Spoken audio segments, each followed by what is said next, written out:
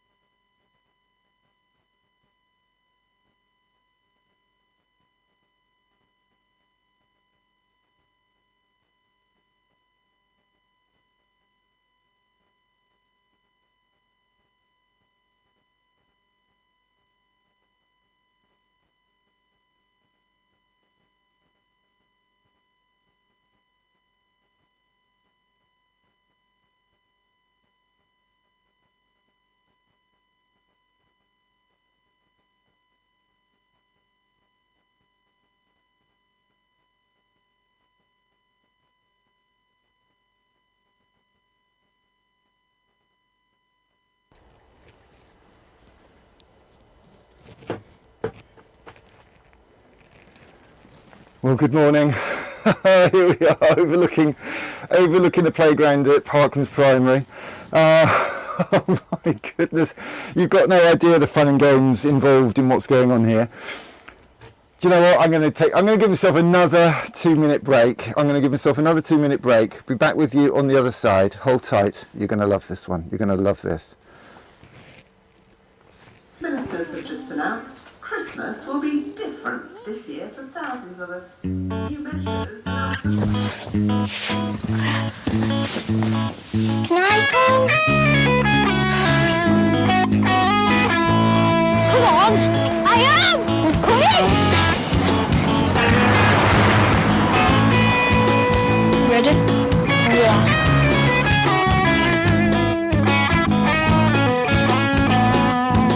You see, I grew up a bloody screw up. I've always been a little rough around the edges. I run the streets all day where we would play, blowing, chase and hopping over fences. Youths offended, bad decisions, good intentions, poor attendance, skip detention. Living life's the only way you ever learn your lesson. Authorities couldn't handle him. In hindsight, they didn't know what was happening when there was never any doubt. Was never chasing clout, I wasn't even chasing any status. And you know you all have to rate us, cause I'll always be a rock star, even if I never get famous. They said you have to get a job, it will be dead end. They didn't know that I would grow to be a legend. I'm a rock star, ooh, I'm a rock star. They said you have to get a job, it will be dead end. They didn't know that I would grow to be a legend. I'm a rock star. Ooh, I'm a rock star. I'm a rock star. Ooh, I'm a rock star.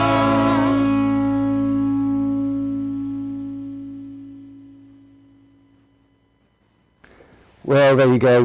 There you have it. There you have it. I'm a Rock Star. Fantastic song by a fantastic band, City Lights. Can't recommend that song. Go, let's make that trend on Spotify today for those guys, because their generosity is off the scale. They let us use that song for the last few months now. Playing it this weekend. We hope they'll be able to perform. They had a studio session booked. COVID struck, lost the studio session, whatever. We're not having anybody, nobody can travel to Leeds. They were up for travelling to Leeds, those guys. That's the generosity that we've been getting on this project. City Lights, I'm a Rock Star. That's the theme song of the weekend. It's particularly the theme song of today, because that little film you just saw there made by the Co-op, that was the greatest gift to us as Steamco. The greatest gift to us, because that is the story of a lad who wanted to do his best for his community, a lad who wanted to give, to be generous with his art and creativity that we so often take for granted now, he says, typing up for the next clip, because we're making this up as we go along, as I'm sure you've worked out. His generosity, okay, we haven't got an internet connection there, that's not good, is it? Why is my internet not working there? Do you know why the internet's not working? Because that other end of that cable's not plugged in, is it? So I'm not blaming you, Malumba. I'm not blaming you. Don't worry. Malumba looks around like he thinks I'm blaming him all the time. We're going to come to Malumba later on. He's got his head down at the moment. So I've got to find somewhere to plug that in. Let's plug that in there and see if we've now got some internet on that. Let's have a look. Little green light flashing is always a good sign. So let's try again. Takes a second. My goodness. So today is hashtag the art of Seacroft. You know, we were at Parklands Primary yesterday. We're going to have a flashback and look at that in a minute. Unbelievable. Mr. Dyson, head teacher there, invited us up to be part of the annual celebration that they have there at Parklands Primary, the annual celebration of creativity, of community, getting everybody together. And it really is, it is very, very special to them. Now, if anybody wants to feedback, what's the audio like? Is anybody watching, anybody logged in at the moment? Can we get some feedback? Because I'm struggling, because I've got my headphones in here and I hear it quite loud, so I turn it up, make it even louder, because I love the sound of my own voice. So let's have a how does it sound? So we've got some people watching in there. Just type in the box there what you think it sounds like. Is it too loud? Is it too quiet? Because I've got a mixer here which is telling me one thing. I've got an iPad here which is telling me. Let's see what the iPad's telling me. I haven't asked the iPad yet. Let's see what the iPad's telling me. The iPad is telling me that's a bit loud actually. So should we bring that down a bit? Should we bring that down? Okay, so how does that look? Is that a bit high still? Let's take it all down just a touch. Okay, so give me a sound check on that. Can somebody give me sound check 1 2 1 2?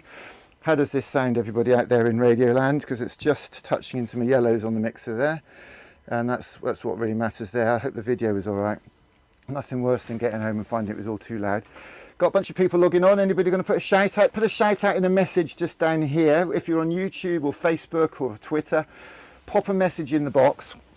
God, blimey, it's hot. I tell you, I really am hot this morning. Everybody said it's going to be cold in Yorkshire. It was snowing when we pulled up last night. So yesterday we're at Parklands Primary. Today we're celebrating the art of Seacroft. I must stress, this is a virtual event. Do not come to Seacroft.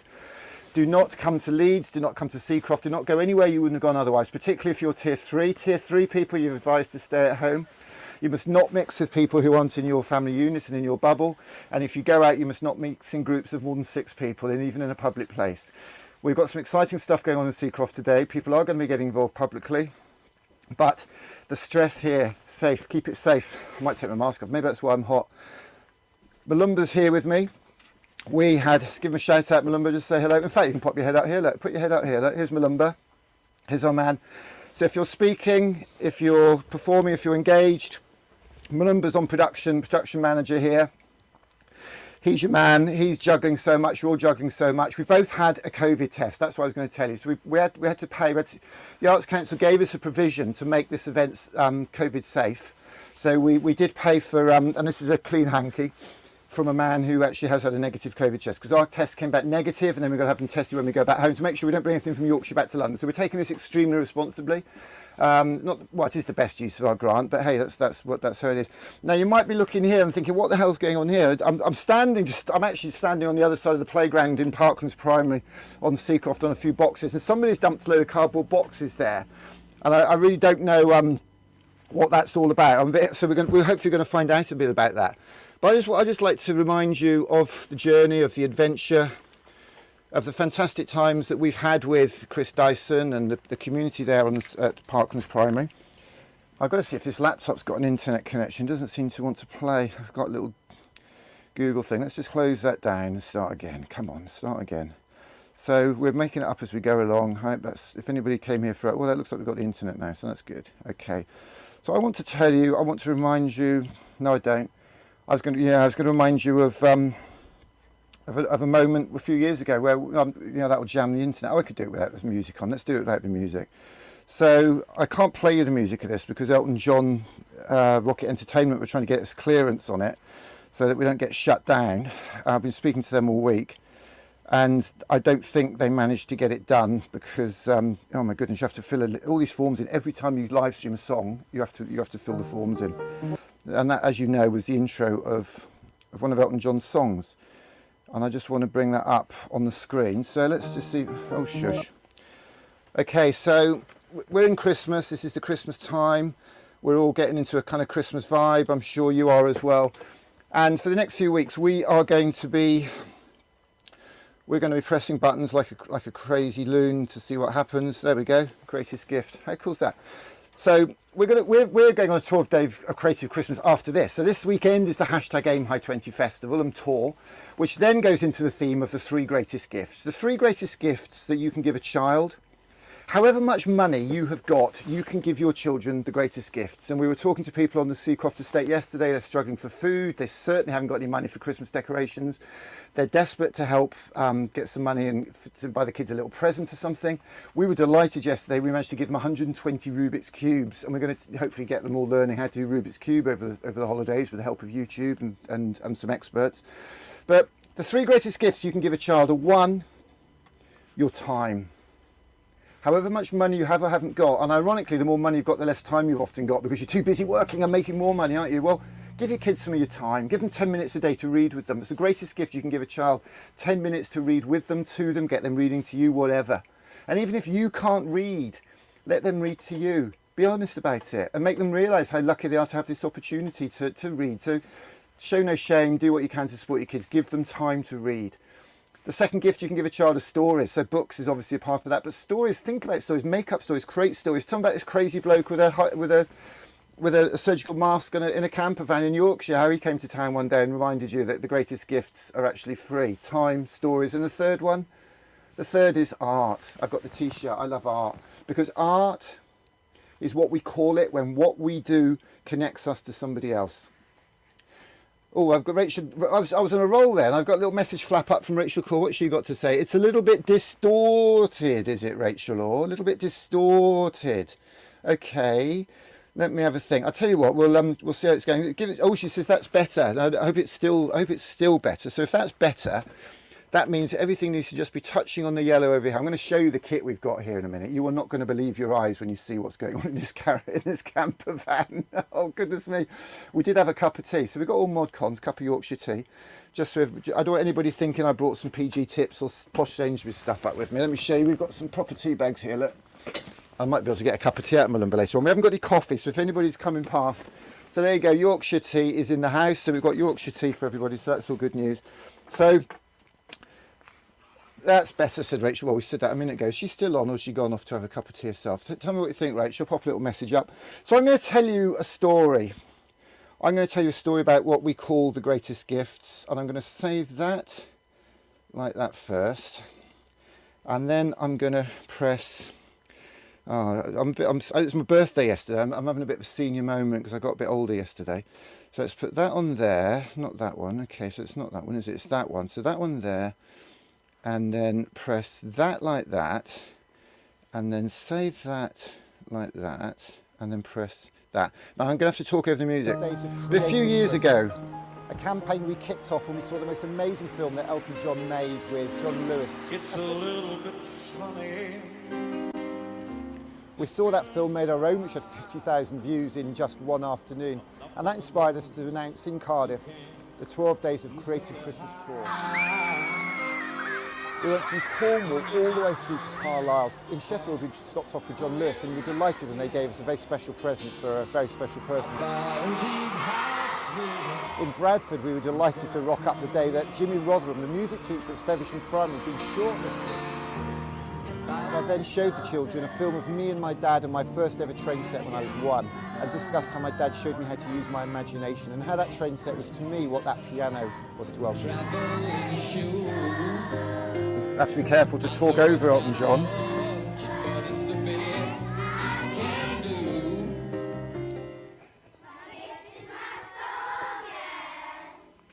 This one's for you. So these are the children from Langston Primary. I popped up for the 12th day to our friends up there at Parklands Primary and popped back into Mr. Dyson's office and gave a very special present to a very special boy. And rockets were named after the steam engine. The Parklands Rocket Kid. Now that it's done, I hope you don't mind. I hope you don't mind that I put down the words. So this is the Elton John film for John Lewis a few years ago, which I talk over now so that YouTube won't hear it and won't cut us out. But what a lucky, lucky, lucky little boy, what he got for Christmas. But here's Macaulay off the Seacroft estate.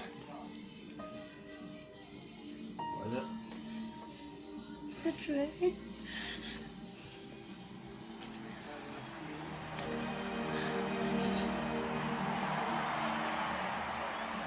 So, what are we doing today then? Building this. We are leaving the industrial economy and entering the connection economy. You don't have to like it, but it's true. Art is what we call it when someone does something that might connect us to someone else. It might not work, but here's the thing. The guy who invented the ship also invented the shipwreck. And either you're in or you're out. Either you want to play this game or you don't. Art doesn't work because we did something conventional and predictable, and here it is industrialized, right? Art works because we connected. And there you have it. That is, whoops. That's our film, The Greatest Gift. We saw the Elton John film, we ripped it off, did a UK tour, went to 20 schools in 2 weeks, showing that film, talking about power of art, power of creativity. In Leeds, we got a Lego train set from John Lewis because it was my dad's gift to me when I was 1 of a train set that inspired me to be creative, that inspired me to make, inspired me to be an engineer and find my passion, making, thinking, doing and connecting. And we gave that Lego train set to the Parklands Rocket Kid there, hashtag Parklands Rocket Kid Macaulay. And oh, I've just seen a little message there. You kept that quiet. Happy birthday, mate. Yeah, it was my birthday yesterday. Bobby's in the house. Bobby Van Wyck, he's our drone pilot and photographer, super dad from York. He's putting a shout out. He's hopefully going to pop us and see us over at the York. We're going to the Yorkshire Sculpture Park tomorrow. Shout out from Richard Simpson down on the Isle of Wight. Love Richard and his work. So if you're a parent, you think, well, what books can I get? Or what books can I go and get from the charity shop? Or what books can I borrow from the library? He is an expert. You've got to see this guy. He's brilliant. And he gave me a greatest gift. He gave me a lovely book, which is I think in the boot actually. We'll get that out later, Richard. Don't you worry. 4:30. 4:30 he's on. Thank you for that, Malumba. So this is live. We are live and direct. Is it sounding all right, guys? Bobby, Rachel, Richards, is the sound okay? Pop a little message in then. If any of you want to pop a message in the box below, we'll flash it up on screen. This is your show. It's for you, by you, with you. I'm just the nutcase who presses the buttons and sleeps in a camper van in the freezing cold. So Macaulay, we saw him last night as we were leaving. We dropped some things off because his mum Karen is going to be one of our community helpers this weekend. Karen and Sean are there on the Seacroft estate. Distributing some very special prizes. We've got some fantastic stuff. We're going to tell you about that later on today, but we're having tonight a light trail. Hashtag night light trail. I should pop that up in a little message, shouldn't I? Should I put that up in a little message at the bottom here? Let's have a look. I'll show you how clever I am. Look, I can just click a button there and I can say night light trail. What time's that, Malumba? At night. Yeah, well, what time? And it's at night because it would be dark. What time is it? The lantern is at exactly, bear with me. 8 o'clock, I reckon.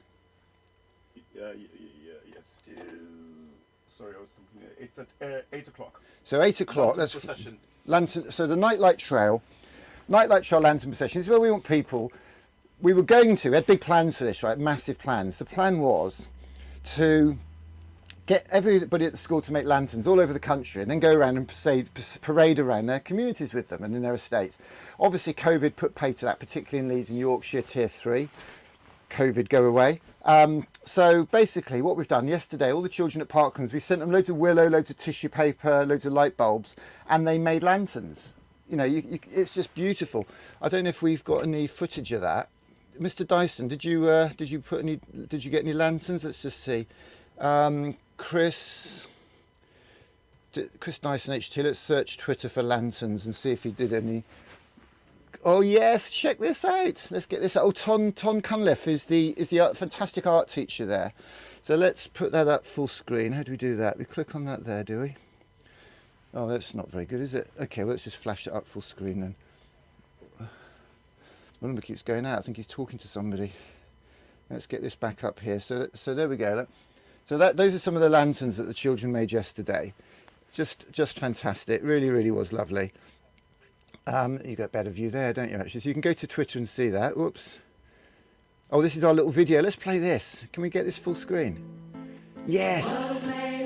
Oh, hang on. Stop. Rachel Law, you're also going to love this if you're still watching. So let's play this from the start. Okay, check this out.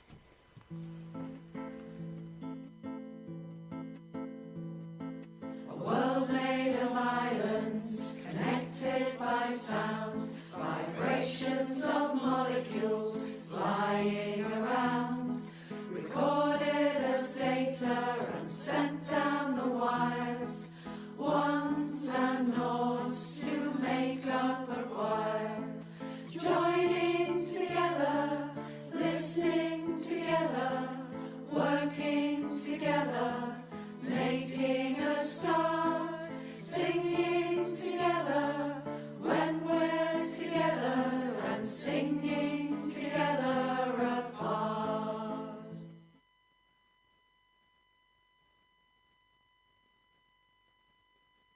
How lovely was that, eh?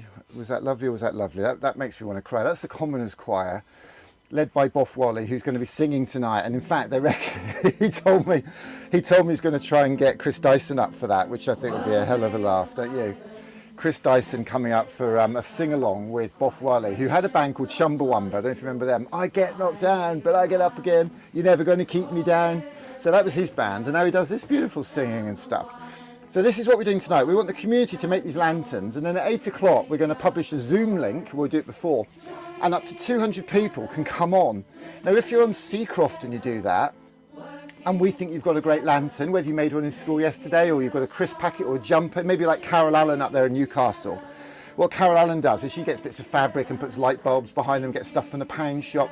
The most creative people will win, and we've got about 20 prizes. Malumba, get me some of those. Could you just show me those lights, do you think? The prizes we've got for tonight. This is off the scale. We've got some fantastic prizes from our friends at CPC. Well, okay, that's about the most boring one you can find, that one. So we've got some fairy lights. Okay, that's 50 metres long. That is long. We've got fairy lights.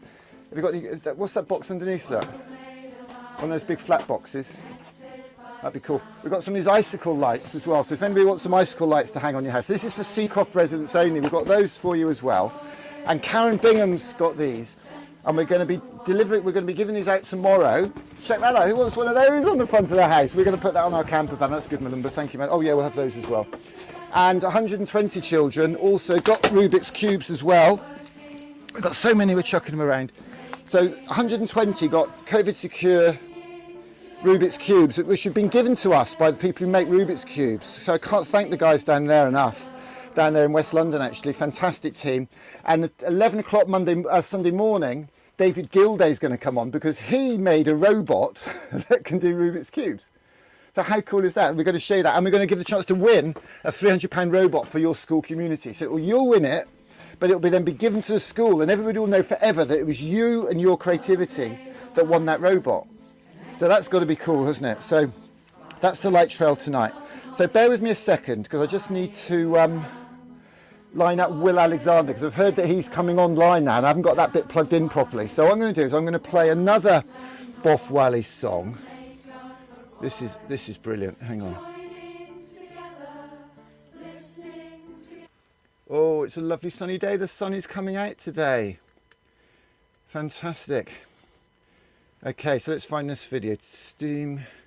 All our stuff's on hashtag AimHigh20. Let's have a look. So if you look, this video is my favourite of all of them. Oh, why couldn't it find that? Oh, I have to put my glasses on now. When it doesn't find it first time, I have to look at the rubbish I've actually typed.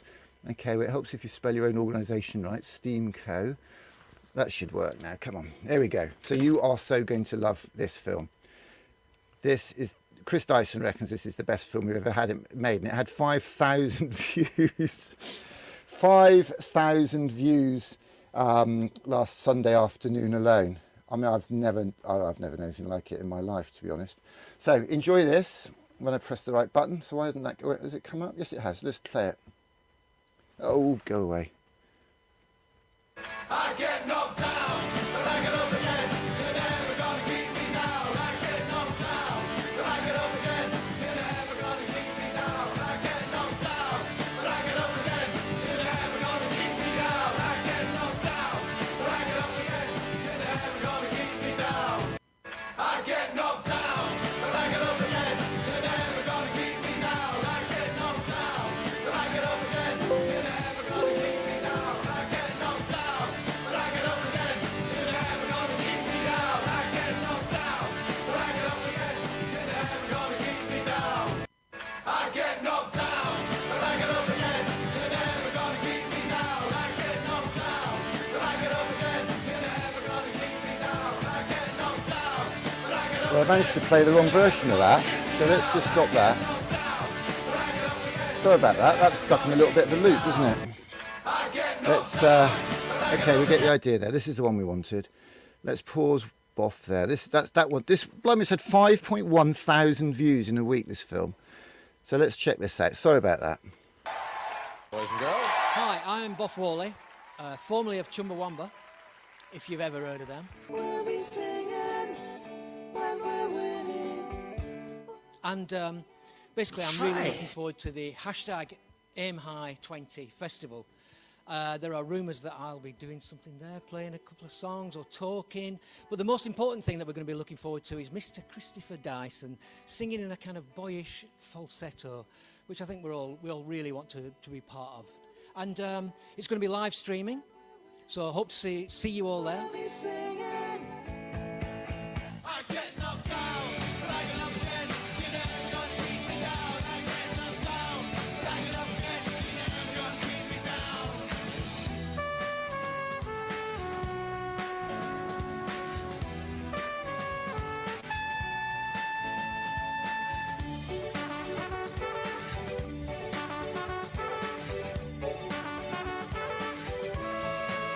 I get knocked down, but I get up again. You're never gonna keep me down. We'll be singing when we're winning. Hands up if you think we're winning. I think we're winning. I think we're winning just for pulling this off. I really can't quite believe it. You know, we've got COVID kicking everybody left, right and centre. We had to change our plans at 3 days notice. Oh goodness. And rented a camper van at the last minute. It's just been absolutely nuts, absolutely nuts. Now, I want to Malumba just went to get something and he's not back yet. He left the door open, it's going to get cold, not to worry. Yesterday, if you tuned in, you'll realise the significance of this. This is the killer ingredient for creativity. This is a field full of cardboard boxes.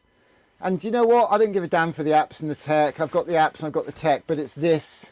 There's a lovely lad, I forget his name, at Norwich, TEDx Education Norwich a couple of years ago. He did a talk there and he said, cardboard is the gateway drug to making.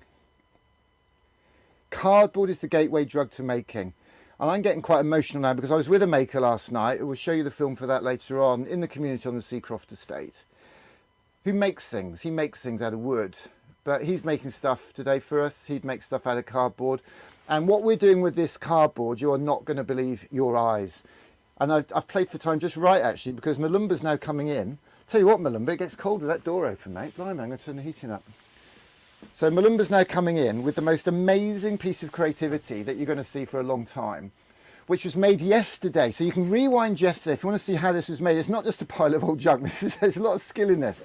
And Will Alexander is an amazing, amazing, amazing cardboard engineer.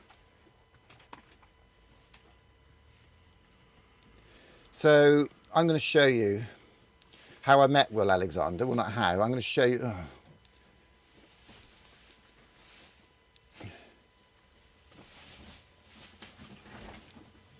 I've got to get my glasses on again. I've got to show you how I met Will Alexander. So Will Alexander is an artist. He's a fine artist, a sculptor, I think, by trade. And he made something. I saw him at a festival. Can we see that here? Oh, I need the word cardboard in there. So we need to put cardboard in to narrow the search results down for Will. And here, check this out. So this is Will Alexander. If you search ice cream van man cardboard, it comes up with all this stuff.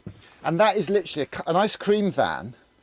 That is an ice cream van that Will Alexander made out of cardboard and was walking around the Latitude Festival with, giving out cardboard ice creams to families. Now, the worst nightmare for a middle-class Guardian reading family like me, get out the camera, remember? That's it, thank you, mate. The worst nightmare for worst nightmare for a middle-class Guardian reading family like me at a festival, within 1 minute, Malumba, don't just hold it, is dirty kids. Kids get dirty at a festival, it's all over. Now, Will was giving them ice creams made out of cardboard, out of an ice cream van made out of cardboard. And do you know what he was using for the chocolate sauce? Brown paint, brown emulsion, yeah? Off the scale, just nuts. So he was pouring paint on cardboard, and then his kids had paint all over them. It just, do you know what? It didn't matter.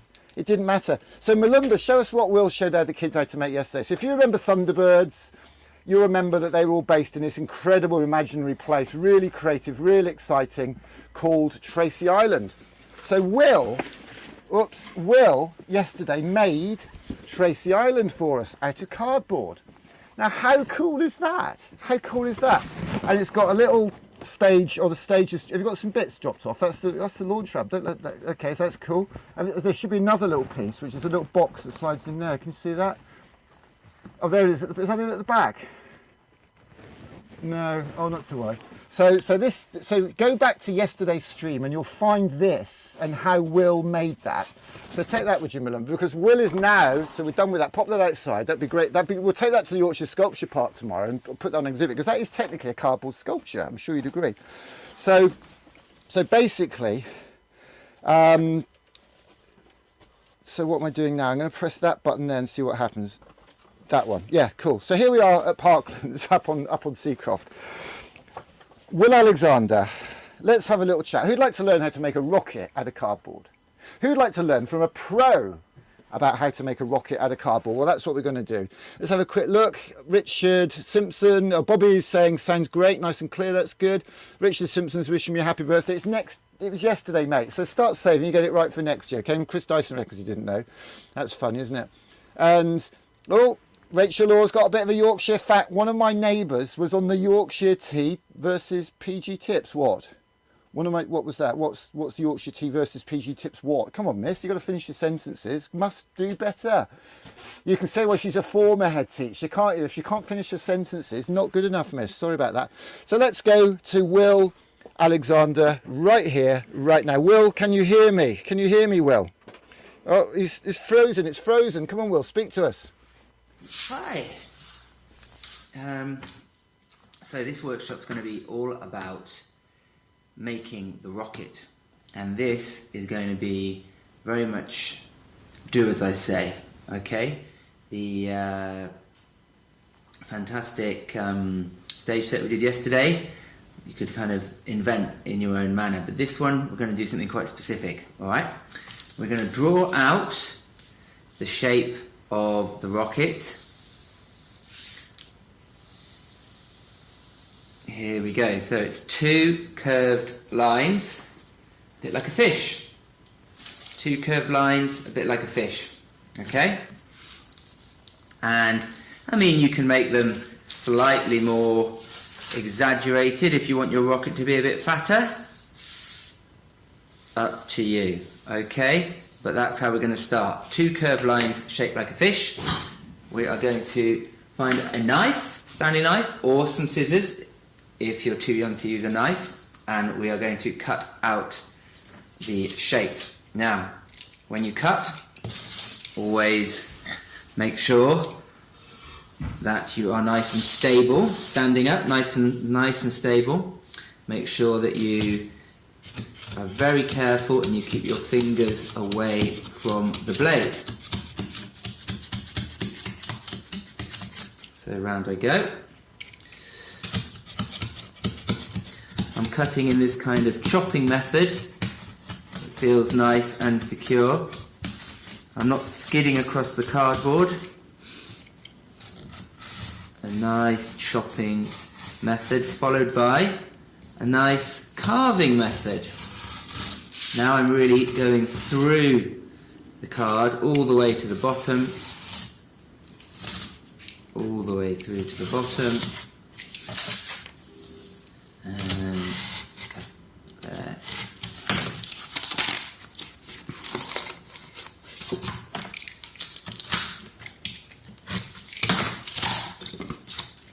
Okay, so that is our basic rocket shape.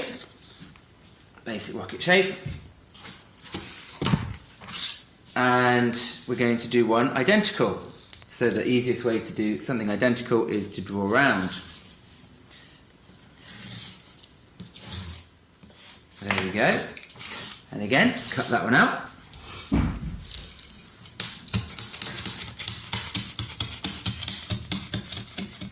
Chopping method to start with this Stanley knife.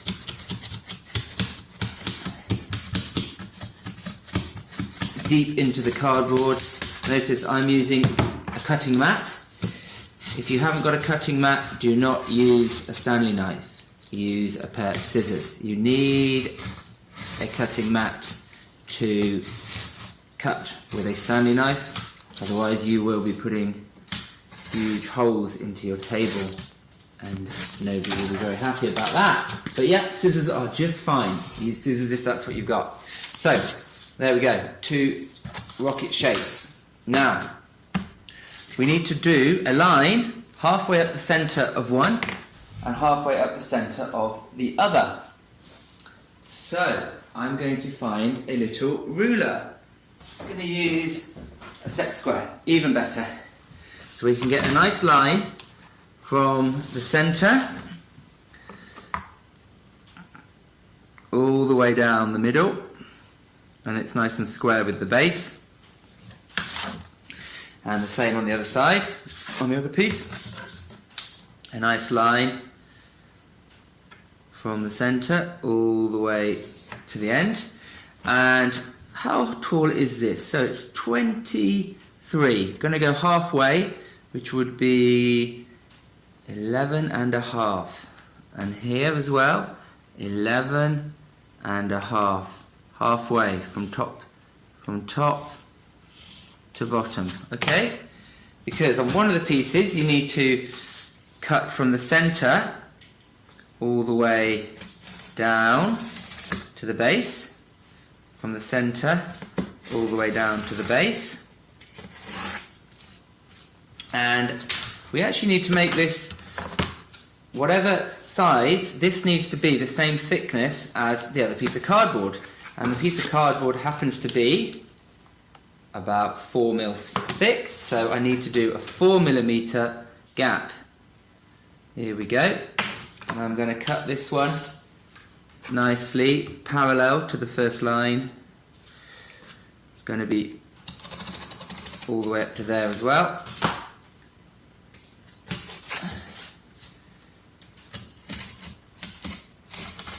Back down we go. So we have a lovely slot there. We have a fantastic slot there. And that middle bit of cardboard will just push out, just like that. And that will slot into this one. But we need to make a slot in this one as well to take the thickness of the cardboard of the other one. So again, it's going to be about 4 mil. I'm feeling confident now. I'm just going to judge it. using a ruler to cut this time, so I want a very straight line. I mean, if you're doing a curvy line, you don't want to use a ruler. If you're using a straight line, you want to use a ruler, pretty straightforward. So, we cut out this slot.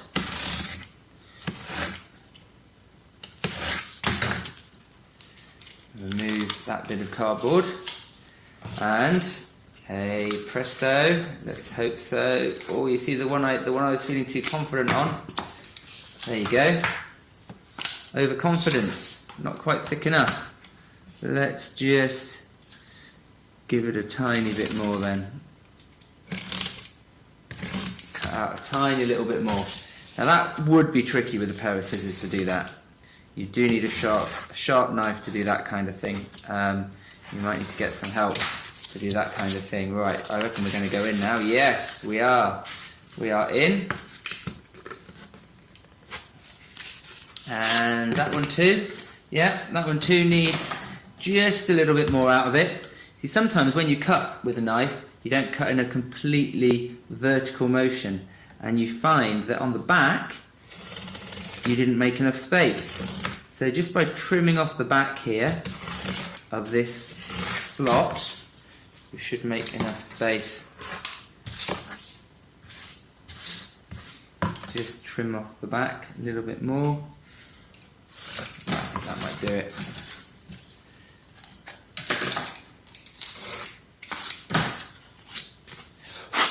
Okay, we're definitely in there. Are we going to get in here?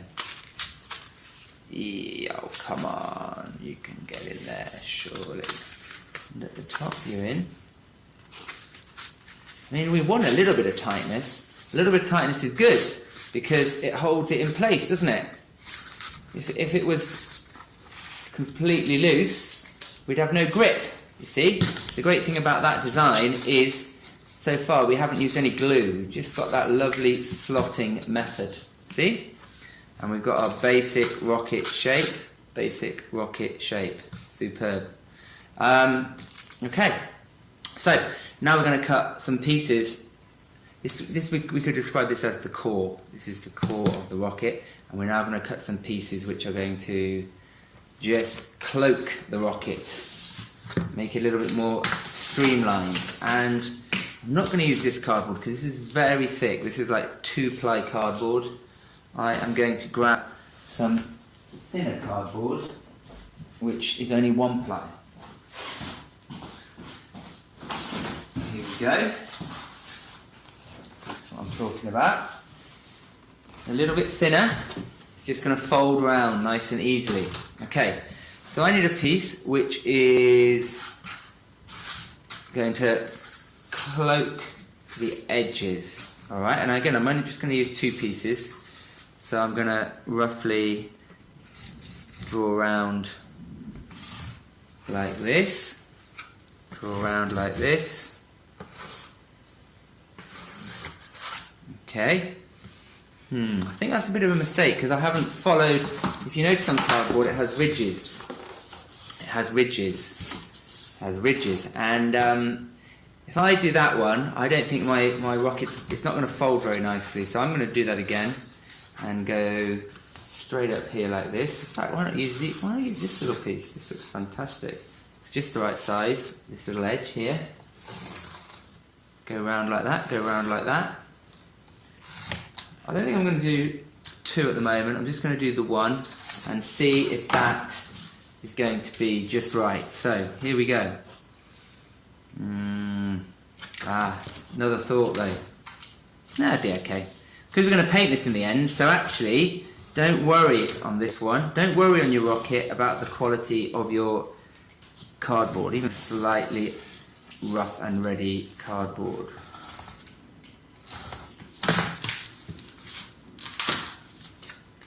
Okay, so is that going to work? Is that going to stick onto there? Is that the right size? Yes, I think it really is the right size. So I can confidently cut another one up. I might as well just draw around it, to be honest.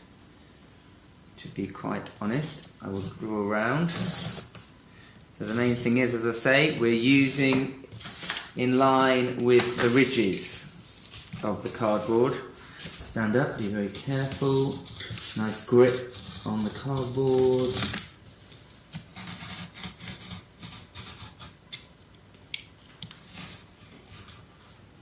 Missed my line a little bit there. Should be okay. We'll find out.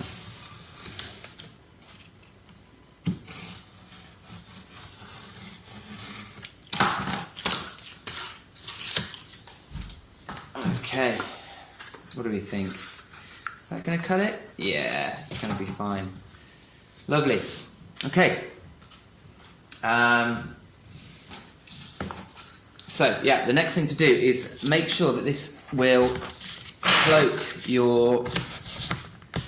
Make sure this will cloak your core. What I'm doing is just rubbing over the corner, rubbing around the corner of the desk.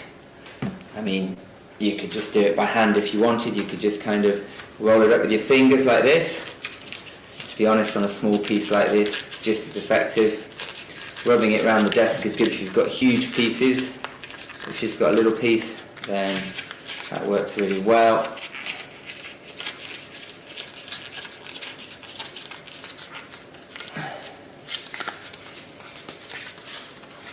And you see that's just going to stick nicely on the side there. Super. Same for this one. Roll it up with your fingers.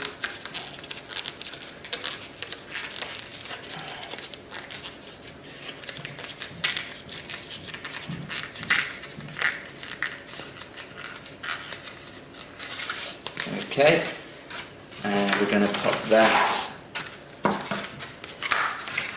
So we're going to put one this side and one that side. First I am just ripping up some masking tape so that we're going to be super ready. Sort out some masking tape. Just ripping some off, putting it on my table. Yeah, just like that. I've got some bits ready and I've got my cloaking piece and I've got my core. And I'm going to get some PVA glue and I'm just going to put it along the edge here. All along the edge. And along this edge as well. And then we take our cloaking piece. And don't worry about which side because we're going to paint these. So whether it's the brown side or the advertisement side, not a problem. So we've lined it up, we've put it on, and then it's just a question of taking your ready ripped masking tape and just pushing it down to hold the rocket in place. And when you've got good quality cardboard like this, nice and firm and rigid, it actually doesn't take too much of the tape. If your cardboard was a little bit old and soggy and soft, which may be the case, if it's been lying around a while, then it may need a little bit more to kind of hold it all together. But when it's really nice cardboard, it kind of doesn't need too much. It has its own structure. Lovely. Just a couple of bits for the top, I think. Not stuck on very well.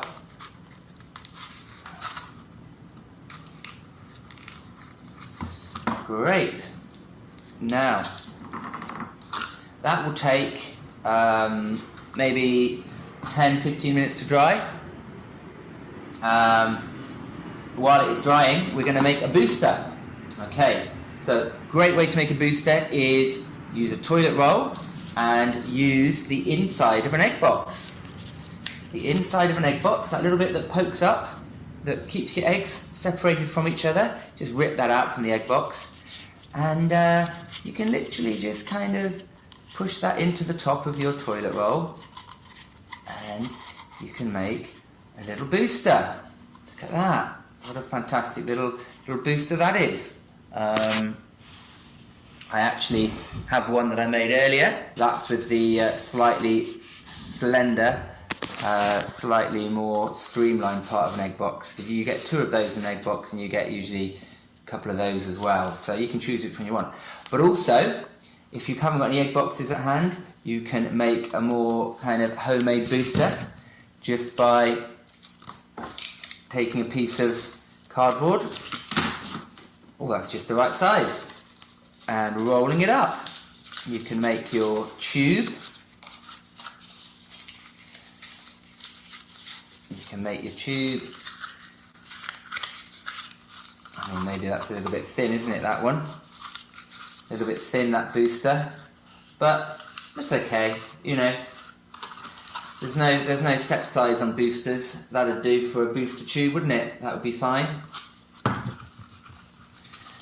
Probably want to have two the same, but you know, you have got a little bit of freedom in this. I said earlier you've got to do exactly what I say. You haven't really. You've got a little bit of freedom. So there you go, one tube that side. And just for the top, we would then need to find a little bit more cardboard. I've always got plenty lying around. There we go. So we need to find a little bit more cardboard and just make a cone shape. And to make a cone shape, we do a semicircle. So we make our semicircle, we cut it out. And this doesn't have to be very exact, it really doesn't, to get a reasonable cone shape, because it's all about bending it from the top point there, from the centre of the middle, and we can make a lovely little cone. Okay, a semicircle bent around the centre of the flat edge will make you a nice little cone, which will sit either on top or inside of your ready-made booster. I tried this earlier, it didn't work, but will it work on this one? Will it work on this one? Come on, you can do it, Mr. Little Mouse coming out the hole. There we have it, fantastic. Little homemade side-on booster, love it. Alright, so again, you've got to stick these on and hold them in place with a little bit of tape again. So a little bit of glue there and there, a little bit of glue there and there. We'll stick that on here.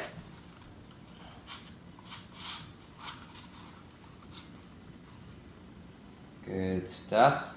You can have the booster sticking out a little bit at the bottom if you like. And we would do the same on the other side. Just stick it in place. Get a little bit of tape. Get a little bit of tape around the outside of the booster, just to hold it in place if you need it. I mean, it doesn't look like we do on this one. When the pieces are smaller, the glue is strong enough. It's only when they get bigger that we need the tape. Okay, so putting on the edge, holding it in place with the masking tape, making a booster either out of a toilet roll and an egg box, or just out of a roll of cardboard and then a little cone, and sticking that on. Okay, and again, as we say, that will take about 15 minutes to get tacky and dry. We'll do the same both sides. And yeah, you finish up with something like this. And at this point you can take off your masking tape. I'm just going to take it off one side, I think.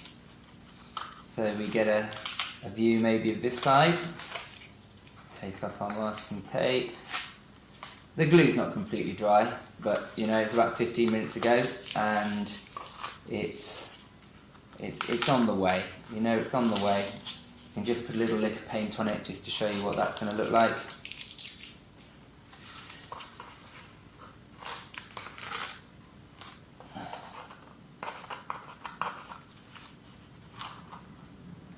It is important to get this tape off because the paint will not cover very well. It will not cover on top of masking tape. That's what masking tape is for keeping paint off walls. So yeah, don't forget to remove your masking tape before you paint your rocket. And it can catch. It can rip off a little bit of the edge of your cardboard. It's pretty normal for that to happen. But on this case, it doesn't really matter that much because yeah, we're going to be painting them.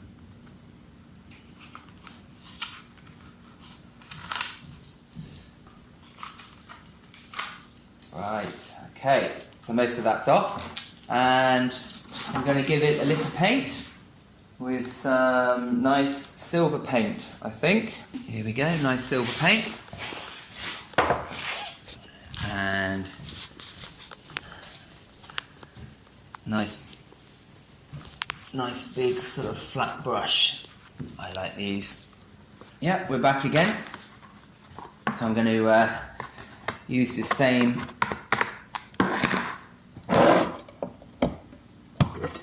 scraper as I've been applying the glue with. I'm going to use that to just open up my paint. Just get that lid off. Now this is a house paint. This is a water-based paint, so it will wash off easily, and it is a silver metallic paint. So, you know, you can use this. You could probably find a children's equivalent, which washes off clothes even more easily. But, you know, see what your mum and dad have got lying around, perhaps. Anyway, as you see, we put on the metallic paint, and we're going to get a lovely, strong, silver, metallic type rocket. Very much of the space age. And we go all the way around.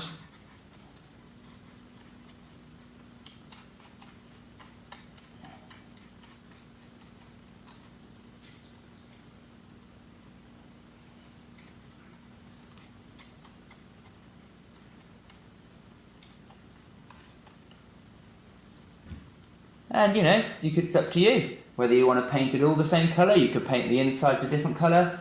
You could paint your little booster bits a different colour. It's completely up to you at this stage.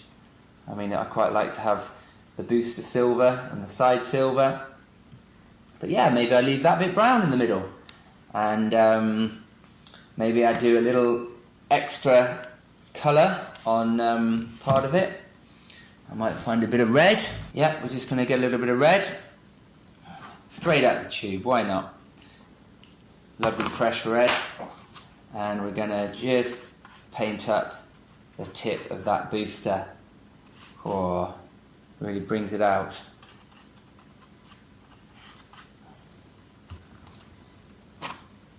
Don't you think?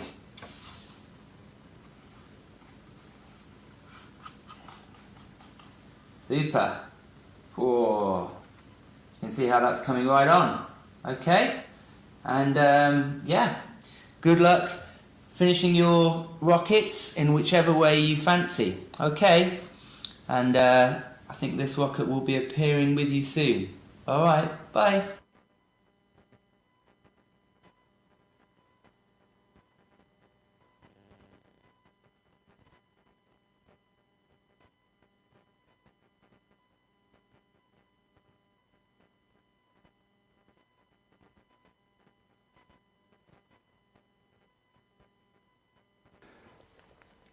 I think we've looks like we've lost Will there, but not to worry.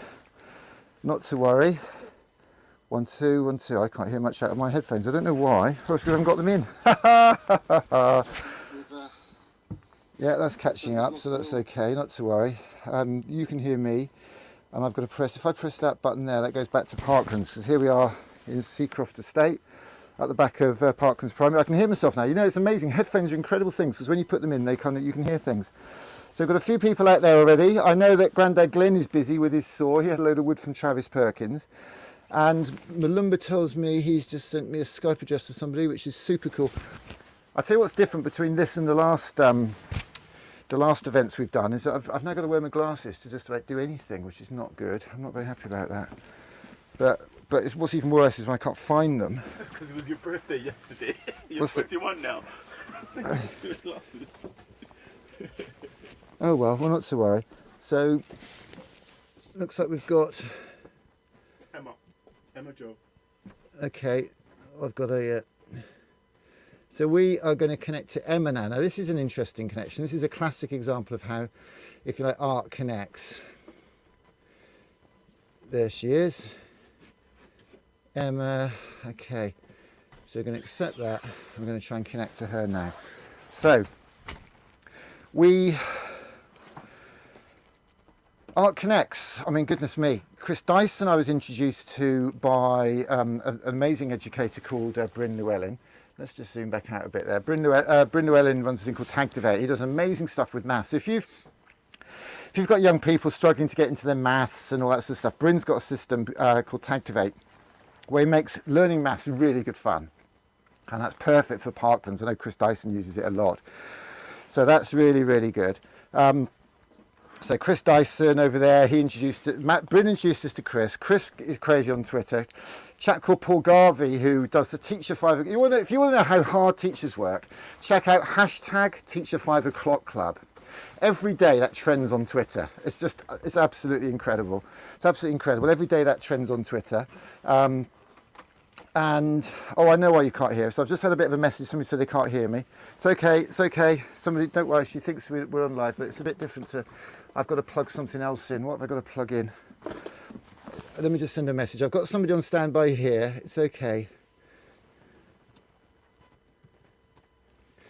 Now we have got some serious tech here. I just want to tell you about the tech we've got here. I'm going to show, in fact, should I show you the tech we've got going on here? Just to give you a taste of the craziness. I'm going to take that battery out of that and charge that up. So we are live streaming from Yorkshire today. It's Art of Seacroft Day. Oh, that's plugged in there. So I'm going to plug this camcorder in. There's my wire. Oh, wire on the floor. It's not good. Look, these are quite fragile. These internet wires, these video wires. You've got to be very careful with these ones. So I'm going to plug that in there like that. Plug this in like that.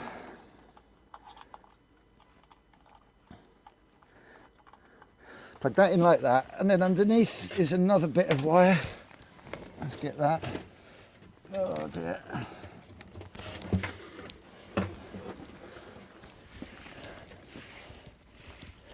In fact, let's pull that through. This is a good time to be starting a Facebook watch thing. Have a watch party, tell all your mates, oh my goodness, you want to see this? There's a guy on the interweb and he's with his mate in a caravan and they're live streaming community art stuff. So put that in there like that. And then that on there like that. Okay, so now we need to go, there's one more cable I need to plug. Yeah, okay, let's get this sorted. Right, stay with us, Emma. Coming to you any minute. Is that wire on the floor? Probably. No, it's not. Okay. That's the one I want. Why is that there? Oh, okay. So if I plug that, okay, so these wires here, look, these wires here, that's going to make a big difference. So I plug that in there and that in there. Plug that one in there and that one in there. Can you have a thumbs up from our green room just to let me? So that sounds like we can hear that. But we're not, you know, we're not telling the public that doesn't work. We can't hear you, so you can continue sort of rustling around. So I just want to tell you all something. We're going to come clean now, right? We're going to come clean. I've got a camera here, right? Now we are in a camper van. I don't think there's any secret about that. But I don't think a lot of people realise the nonsense and the craziness of this camper van. In fact, I'll tell you what I'm going to do. If I press that button, not that one, how about that one? Yes, there we go, look. Oh, rustle yourself up. Hello, can you hear us? I can't hear you. Now, why? That's not good. Why can't I hear you? I can't hear you because I haven't got your sound card plugged in. It's my problem. No, don't you worry about it. Don't you change anything. It's me. It's always me, okay? Because there's a wire here that needs to be plugged in. Because basically what happened is last night we had to replug everything. So this wire here, this is you, Emma, all right? I'm going to plug you in over here somewhere. Hang on. Oh, the wires are never long enough when you change it because you get it all perfect. Hang on. You're not going to believe your eyes when you see the nonsense in here. So, oh, I can hear you. I can hear you now. So So Emma, I'm sorry to mess you about. I do dramatise a crisis because I tend to find people a bit more forgiving when that happens. That's fine. So you're in Bradford, aren't you? Yeah, so in Bingley, in Bradford. Bingley. You even say it properly as well, don't you? It's always a good sign when a local can say things properly. So I'm going to pop you in a little window there, and then I'm going to put this camera live here and get rid of me. So this is where we are. Look, we're in a. You could think we're in a disco because we've got a mirror ball over there. There's our mirror ball, and then we're actually in a camper van here. So this is the carnage. All this. So this is the kit we're juggling. So if anybody says, "Oh, I can't hear myself," it's because I haven't got a clue because you weren't plugged into that. That's our audio. That's our PowerPoint. That's a red wheel. That's our Vision Mixer. So we've got an iPad on there doing all sorts of cool things. You're on that laptop there and mixed in there. And that's what I had to jungle. And then all the other stuff's on the floor because we did it last night and then we decided to move it all. So I had to unplug it all. That's why we're a bit late started. And this is Malumba. Give us a wave, Malumba. You can speak as well if you want. Yes, I can. Thank you very much, Emma. Thanks for being patient with us. It's lovely. So I'm going to turn that off now and we're going to, let's put that on there like that and bring me back. So Emma, I saw you on Twitter the other day actually. You've done some super work tell us about the school you were in actually. So that school is called Southmere Primary Academy. It's part of like a big trust called Delta up here. They've got schools kind of as far as Doncaster actually, but I work with about 4 of those schools. Southmere have got me in doing team teaching like one day every 2 weeks, which is quite nice because I get to I sort of plan with the teachers, which is a lot of my job. Is I go into schools and I plan like a half term's worth of art lessons with the teachers, and then but with this school it's really nice because I'm getting to like do half of those lessons and then the teachers follow it on. Oh, that's very important. So you're empowering people and teachers and giving them that encouragement and that confidence, really, are you? Yeah. Are you part of the ArtsMark programme by any chance? Say that again. Are you part of the ArtsMark programme? No, I've helped a couple of schools with the ArtsMark. I'm working with one school called Tallbar in Doncaster at the minute, helping them with their statements and things like that. But yeah, I'm just my own business, like my own little company. There's me and my sister, and I started off working in London after I did my art degree down there. Oh, where did you study? Wimbledon. Oh, lovely. Okay, you enjoy that? Yeah, I loved it. It was amazing. And what did you study? What art subject? Set and costume design. Oh wow. But I think that's an interesting thing, isn't it? A lot of people think, if you don't study art if you don't want to be an artist. People don't say don't do maths because you don't want to be a mathematician.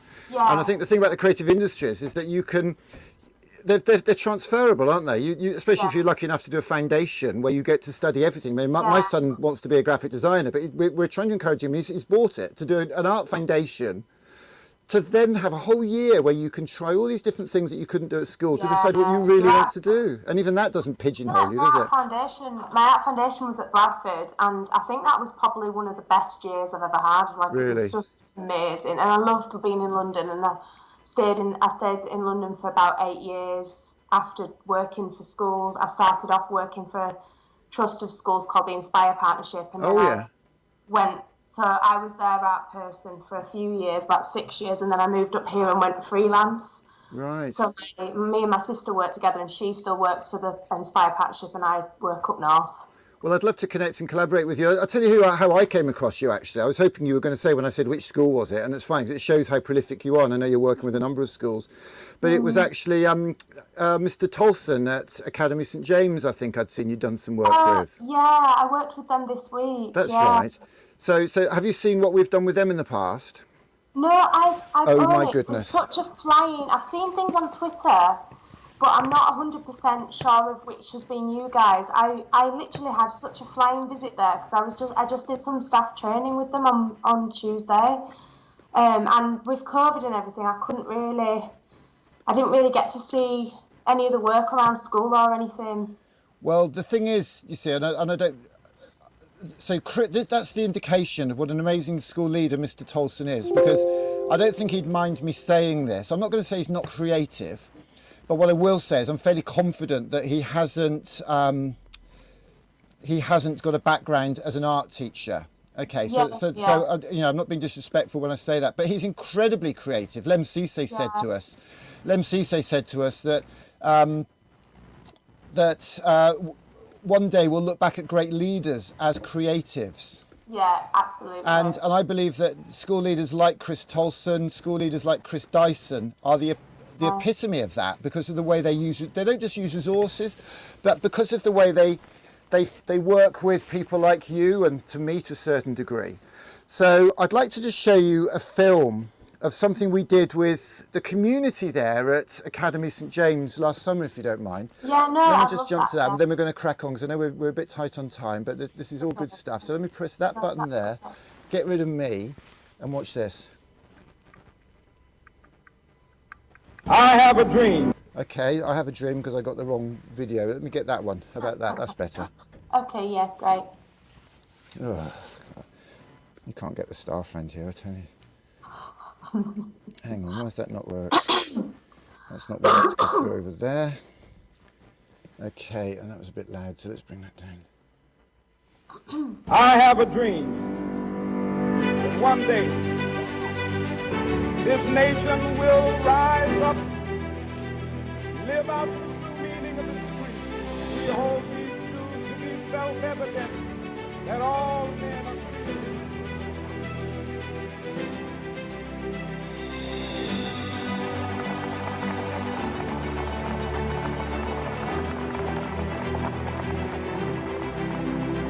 I have a dream.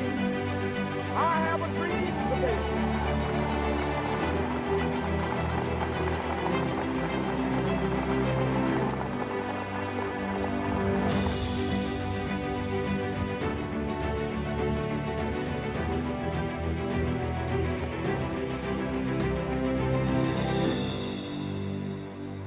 That is so amazing. But it's not rocket science, is it? Do you know what I mean?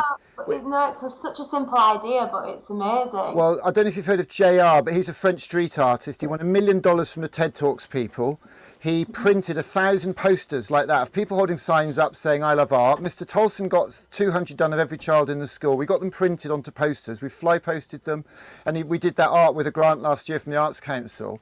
Called it the White Heart of Yorkshire.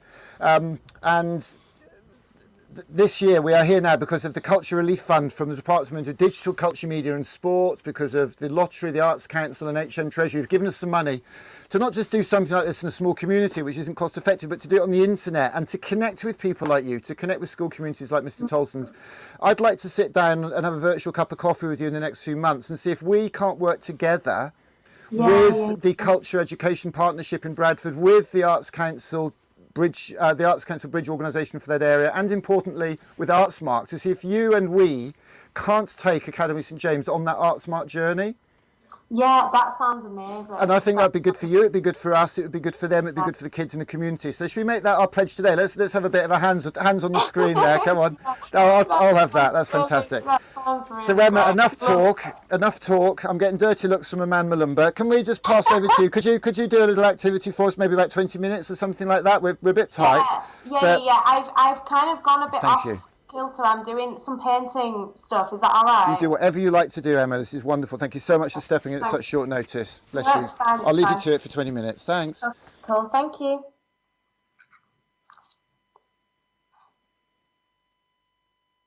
You're live. Go for it. Okay. Hello, everybody. It's a pleasure to be working with you all today and to be part of this festival. I am going to do a painting workshop with you, something that I've been working with some children on in a school in Bradford over the last few weeks. We're going to do some drizzle painting. I'm going to do a painting of a guitar. Following the brief that I've been given. So I'm going to just change my camera so that you can see. Let me just make sure I can get onto the right camera. Okay. Hope you can see the piece of paper here. Very dirty piece of paper, sorry about that. So I'm going to start off by sketching out a guitar. I'm going to try and make it. We've lost your video, Emma. Oh, have you? Yeah. Oh no. Okay, let me come back. Don't worry. Can you see me now? Can you see me now? Let's have a look. No, I can't. Oh yeah, it has gone off, hasn't it? Hang Don't on. worry. Let me just try I work was it just going to go out. and put the kettle on as well. It's a good job I kept an eye and make sure it was going all right. Don't worry. Right. I don't know what's happened there. That's so weird. What did you do? You changed camera to another I camera? changed to my visualizer, but let me just see. Has it got power on it? Yeah, it's just in the way. Hang on. I saw you had a visualizer. I thought, blimey, she knows what she's doing. I do have a few Well, of I these thought it for a little minute. Obviously not now. I've taken it all back. You know, I haven't got a clue what you're doing. Just like me. We're a great team. I tell you, the two of us. There's no I'm chance. just trying to of work out where it's gone. Okay. Is There it? we go. Is You're it back back? now. Well, that was back. Was then? You got a bit of a loose connect. Oh, there we go. Yeah. Okay. Right. So what I'll do is I want you to Try your visualizer again. Don't be afraid to try again. Just try it again if you want to get that, because the visualizer shots really are good. Have you got, yeah. is it, I'll just try and see what happens if. Okay. Right. Is it gone? it's gone black again. Has it worked before? Yeah, it worked earlier when I tested it, but don't worry. I'll just have to do it differently. I don't know what's going on with that. You tested it on Skype as well? Yeah. But I don't. Let me just try this again. I love the visualizer shots. Yeah, you're back now. Are you alright doing it that way then? You know what I'll do is I'll just have to do it like this. Can you see that? Okay. Yeah, we can see that. Okay, right. We'll just go for it then. Sorry about that. So I'm going to start off drawing a guitar in here. The tricky thing with this is it's got to be quite big, so it's getting it at the right sort of shape and size on the page. So I'm just going to sketch it out really lightly. It doesn't matter, because this is going to be a drizzle painting, it doesn't matter if it's a bit rough, because you're going to put paint all over it anyway, okay? And then the top of the guitar is up here, and I'm going to put the circle there, that bit there, and then try and use the proper terminology, the fretboard, and then these bits here. Okay, so I've got my outline. Now, what you need then is some black paint, any paint. You could use, not any paint, poster paint, like the Drizzly ready mix paint, and some PVA glue mixed together. And then you need to drizzle the paint over the edge, over your pencil drawing. Now, I'm using a picture that I saw by Picasso as some inspiration for this. It's going to end up being sort of a cubist guitar, which is going to it's going to be broken down into lots of different shapes, and going to use lines. I'm going to show you what I mean in a moment. And then we're going to paint the guitar in lots of different shades of blue. Now, this is not that drizzly, which is good because it means that I can guide it a little bit, so I can make sure that I get the proper shape. Okay, so just following the lines that I've drawn. Doesn't matter if it's if little bits flick off or anything, that kind of looks part of it really. So you can do this on the paper that you do this on. You do this at school. Needs to be quite thick. This is quite thick cartridge paper. Okay, and I'm just spodging it on here. It needs to be thick paint as well. Like it sits on top of the paper, which then, when it dries, it sort of looks like a stained glass window kind of effect. I'm going to fill these bits in here, and then I'm going to do the strings, which is going to be, I'm just going to really, really lightly drizzle a little bit. It doesn't matter if it's not perfect at all. I'm not even touching the page with my brush now, I'm just drizzling the paint on top. Okay, and now I'm going to divide the back of the page up into different sections to make it a bit Picasso-esque.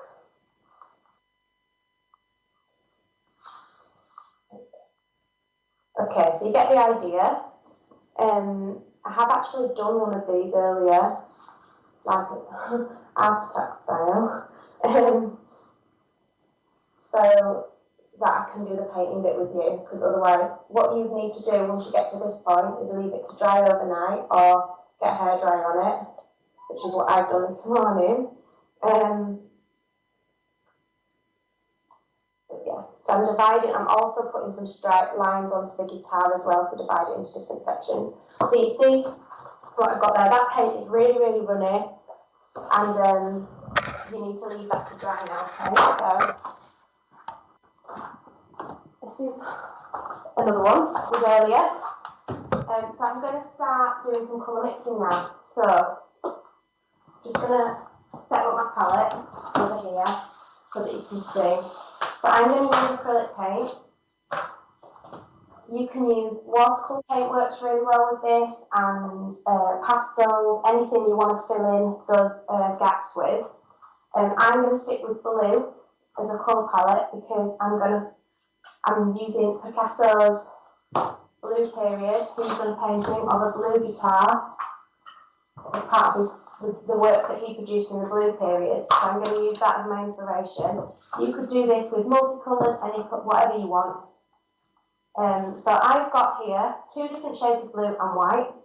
I'm going to have a tiny bit of black as well. This is acrylic paint, it doesn't come off your clothes. So just be super careful if you do use this kind of paint.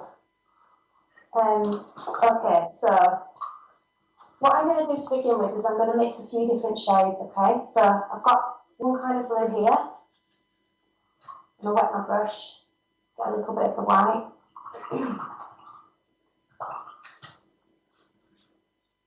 Okay, so I've got a shade there.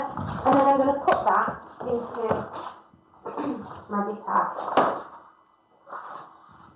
So I'm just going to choose a section and put that blue inside there. Now, the gaps, the black bit, if it does come off a little bit, it's because it might not be totally fully dry. You'd leave this overnight if you were doing this at school. Okay, so I've got one shade of blue there. Okay, for the next shade that I'm going to mix, I'm going to change it slightly. To make a lighter shade, I'm just going to add more white. Okay, and I'm going to put that in somewhere else, put it next to it. What I'd like you to aim for, if you can, if you're going to do this like I am, is to just try and create as many different shades as you can, and just try to put different shades next to each other. So you could use the same shade somewhere else on the guitar. So I might use that same shade because I've got paint left over here, but I'm not going to put them next to each other. I'm going to try and make it different in the different sections. Okay.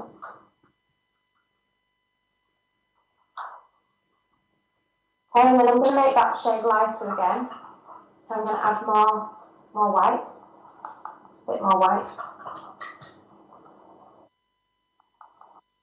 Okay, so that should be lighter. I'm going to put that into this section here.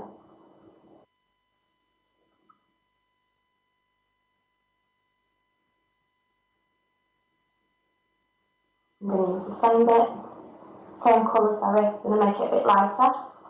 I just mix in a tiny bit more white with it. It's going to come in there.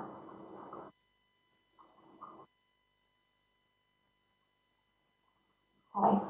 Now I've just used all the same kind of blue there, so I'm going to use the other blue now. First one I'm going to do is I'm just going to take from the original colour, it's there. This is a warmer blue, you'll see the difference.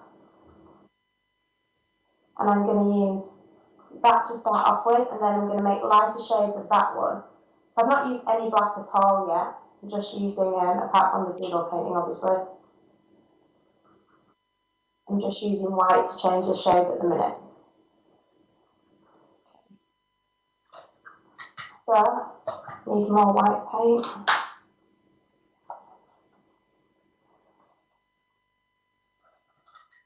Okay, so now I'm going to add a tiny bit of blue here, of this blue,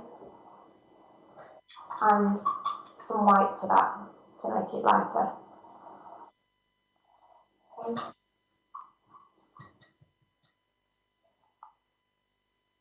Okay, so now I'm going to put that blue somewhere else on the page. Okay. If I want to make a darker shade of that colour, I take my original blue and I just add a tiny, tiny bit of black. So there's my original blue that I've squeezed from the tube, and I literally need the tiniest bit of black to change the shade. Okay.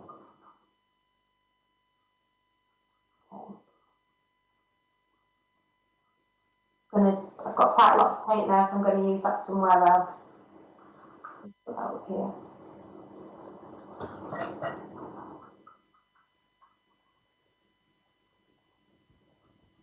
Okay. Right. I'm also going to show you some watercolour. So I'm just going to use the blues on here. So you've got 2 blues in this palette. What's really nice about doing watercolour with this project is that the black paint, the black lines push the watercolour away. You can't go wrong really. So this colour here is quite similar to the colour that I've just painted, so I'm just going to add more water with it to make it a bit lighter. Okay. This is a lot quicker doing it like this with watercolour, but the acrylic is nice because it makes it really bright, whereas the watercolour is much paler. Okay, I'm going to put that same colour in here.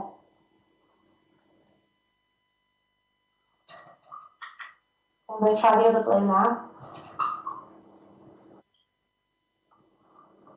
There's 2 blues in this palette. That's like a colder blue.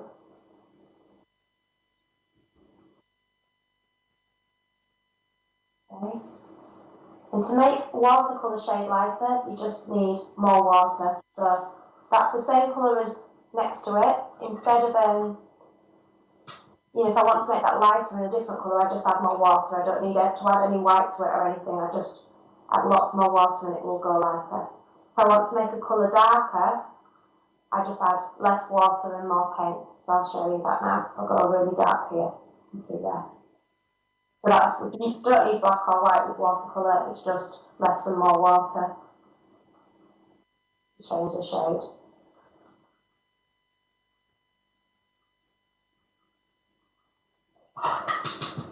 Okay, I'm going to go back to the other blue, and I'm going to do quite a light bit in the middle of the fretboard here, just so you can see the strings.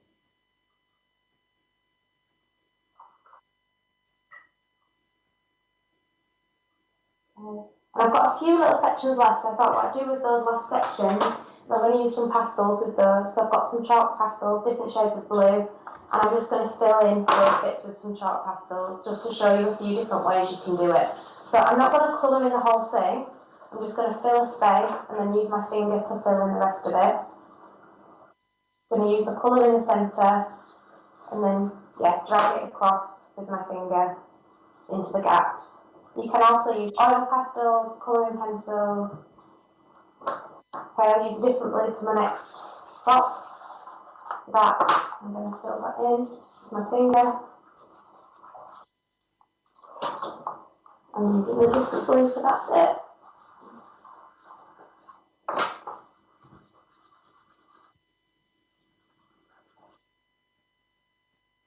And I might add a little bit of white to that bit to lighten it a little bit. Because what's nice about chalk pastels is it is a little bit like painting. You can colour mix and things with them. Here, I'm going to fill in that whole section there. The quickest one is definitely the watercolour, but it is nice to try different things. Can you still see me?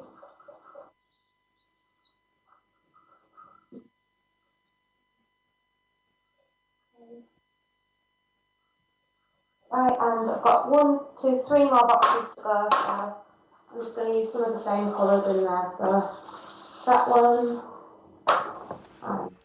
Looking great, Emma, looking great, loving it.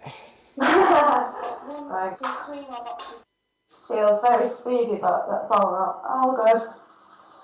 So I've just layered 2 colours on top of there, and then I'm going to do, finally, this one at the bottom there. Okay, there we go. So we've got there bit of a Picasso style lead guitar. Yeah, would love to see anybody have a go. It's really easy, I promise. Thank you. I hope that's been all right, very quick.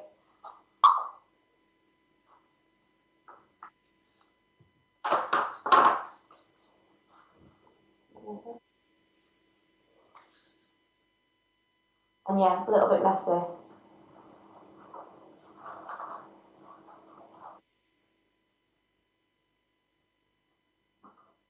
Is that okay? Hello, Emma. I'm back.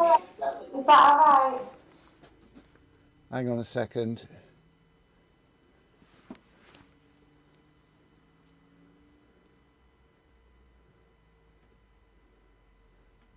That one. Hang on a second. I'm back. You caught me on the hop. I was just outside. No, that's fine. That's And now I fine. can't hear because I've got to plug my headphones in. Hang on a second. Where's my headphone socket gone? I need to always remember to put things in the same place.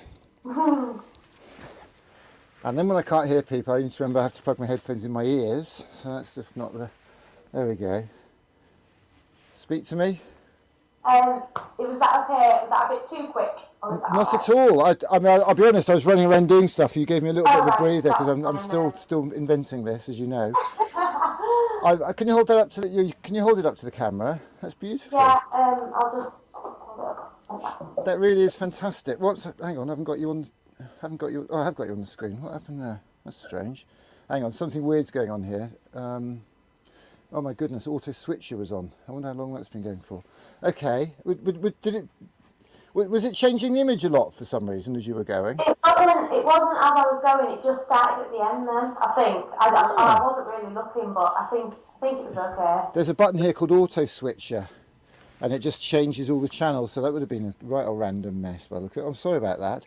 Hold it up again, Emma. Just have another look. And now you're not up. Why haven't I got you up? Hang on. This is just ridiculous, isn't it? So now you're up. Can I get rid of me? Look at that. That's really beautiful. Really, really lovely. And very simple and very accessible, isn't it? Yeah, well, it's just something that I've been doing with some children recently. So I've got all the stuff here. Do you know what I mean? That's lovely. And we're doing, well, we hope we're doing, we've got to touch base with Shana and Karen and Grandad Glenn down at the Seacroft Estate in Leeds. But Travis Perkins, who are a building supplies company, they've given us a whole load of wood. And Grandad Glenn has been working all night to build a couple of big panels and display boards for the estate so that the art can be put up. So your picture there, hold it up again. So if anybody's watching now, the theme this weekend is hashtag Rocket Kids and Rock Stars. There's a rock star style image which might have inspired that. You could do a rocket, you could do rock stars, you could do dancers, you could do dreamers, you could do whatever your art is or anything. If you're not on the Seacroft Estate, send us a picture and we'll get them printed off and we'll get them stuck on the board for you, and we'll certainly put them online. So today we're going to be building a hashtag eclectic art show. I'm going to do that now. Hang on a second, let me get a banner. And let's put that hashtag in. Add a banner. Oops, looks like I've got too many banners at the moment. So let's delete that one. Hang on a second. Oh my goodness, this is complicated. Here we go. Okay, so let's put hashtag. So this hashtag is Eclectic Art Trail, and I'm going to put the messages in there. Put the spaces in. Eclectic Art Trail. Save that, and now we can put that up. Hopefully, has that come up? No, it hasn't come up. Why hasn't it come up? Hang on. Eclectic Art Trail. There we go. So that's the hashtag that people can tweet, Instagram, Facebook images, put them up there, and then we'll put them on our virtual art trail and hopefully print some off to go actually on the estate there. What do you think of that, Emma? That sounds amazing. I can't see anything at the minute, but it sounds really amazing. That's strange because it looks as if I'm sending a signal to you, but not to worry. You can rewind. Looks like your cat's just woken up. Emma, we've got to crack on because we've got a hell of a lot to cram in. Thank you so much for supporting this today. That's totally fine. It's been fun. And shall we? I'm going to chat to Chris Tolson actually. Stay tuned in because in the next hour, Chris. What time's Chris on? Do we know, Melinda? Yes, we do know. We know everything. Around 1 o'clock, but I would say 1:15. Okay, so about 1:15 we've got Chris Tolson, Mr. Tolson, the head teacher at Academy St James, who's been amazing support for us. Another Chris Dyson, and he's got his brass band playing today, which is going to be great. But we'll have a chat with him about maybe going on that Art Smart journey with you and us. Would you like that? I'd love that. That sounds really exciting. And let's show these kids that, you know, we are an Art Smart partner officially because we do crazy stuff like this, but we don't have the rigour to go in and do the art classes you, because the CO in STEAMCO stands for collaboration.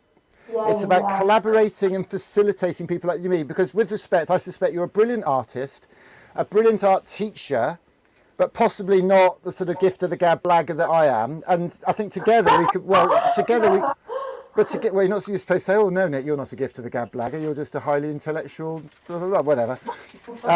But together we can do a lot. Do you know what I mean? Yeah, absolutely. I think that it's always great to meet other people and be able to collaborate, because often, like, if you're just on your own journey with this stuff, you do feel, I don't know, it's just so great to chat to people that are doing sort of similar and different things, do you know what I mean, and be able to team up. I was talking to Mike Fairclough, head teacher from West Sussex last night, and he's been working with Tim Smith, who's the guy behind the Eden Project. And Tim Smith was saying to him, there's a massive seismic change happening at the moment because of COVID, and it's actually going to be a good thing if we play it properly, because it could bring us together. Yeah. And art, we've seen with Clap for Carers, we've seen how art brought everybody together, clapping, playing musical instruments and all that sort of stuff. And that's what we're looking to do. In a nutshell, 2022 is the National Festival of Creativity. The government have got £120 million for a National Festival of Creativity. We were hoping to be one of the 30 organisations that got shortlisted. We didn't, but it doesn't matter because we're going grassroots. They're doing all the big wheel and all the fireworks stuff. They got Jamie Oliver on there. And we're going to do it grassroots. We are on a mission to raise £1 million to put 22 camper vans like this on the road in 2022 with people like me and you engaging communities and schools. So can I come back to that? Amazing. Thank you so much, Emma. Really lovely to... yeah, speak to you soon. We'll catch up very soon, and thanks so much for joining us today. Bless you. Bye-bye. Bye-bye. Wow, wasn't that lovely, everybody? Fantastic. So an art educator there from Bradford. And what's happening now, remember? Tilly Brook. Tilly, oh, now is it? Now press play, please. Oh my goodness, okay. Have I got the music and everything? Is that one in Skype? Everything's on Skype. Do I need two Skype? Well, okay, I'm going to have two Skype. I need two laptops for that, aren't I? That's going to be a bit tricky. I'll send you the link on Skype. Okay, so I'll tell you what we're going to do, everybody. We're just going to play a little film while we get our act together on this. And the film we're going to play is a film we borrowed off Amazon, actually. We might get the Co-op one again in a minute. But let's just play this because we've got a bit of repatching and plugging to do. So please bear with us and enjoy this film, which is another one of those Christmas ads. We love Christmas ads. We love ripping them off here at STEAMCO because, as Mark Earls said to us, I'm going to do this online. Mark Earls said to us, hashtag copy, copy, copy. As long as it's respectful, as long as you're not profiteering from other people's work, then go for it. And I'm going to stop my phone ringing. Oh, that's, would you take that number, please? That's Shana on the phone. So we are going to just play this film out now. That's the Seacroft Community Art people getting ready to roll. So let's run the film.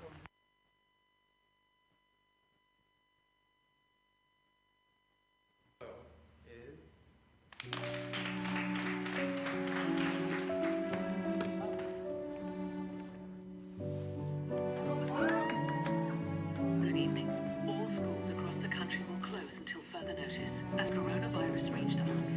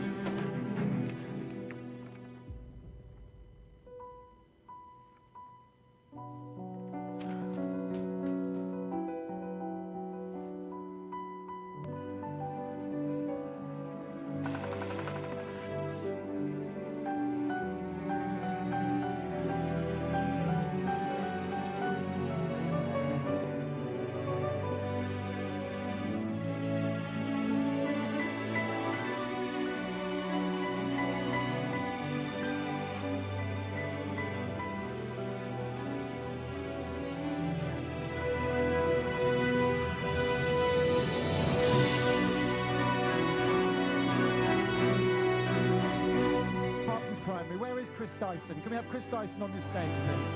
As I said, we're in the toughest area in Leeds, and yet our school children, the children that actually sit on the interview panel for the Northern Ballet, because I want to give them an opportunity that they've never sort of had before. And it shows if you believe in the people, you believe in these teachers, you believe in these kids, absolutely anything is possible.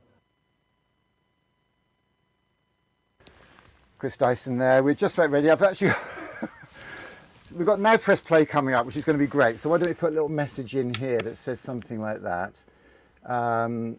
Let's edit this one and say coming up, Now Press Play. Is it Mission to Mars, Melinda? Mission to Mars it is. So Tilly of Now Press Play is fantastic. She's going to do what's called Now Press Play, and I actually want to flash this up for Chris Dyson actually, because they're just great. Okay, coming up next, Now Press Play, Mission to Mars. So excuse me a second, I'm just going to have to plug, so this bit of wire's got to be plugged in. So we can go to Mars, I've got to plug this bit of wire in. So I'm going to get rid of that and bear with us for a second.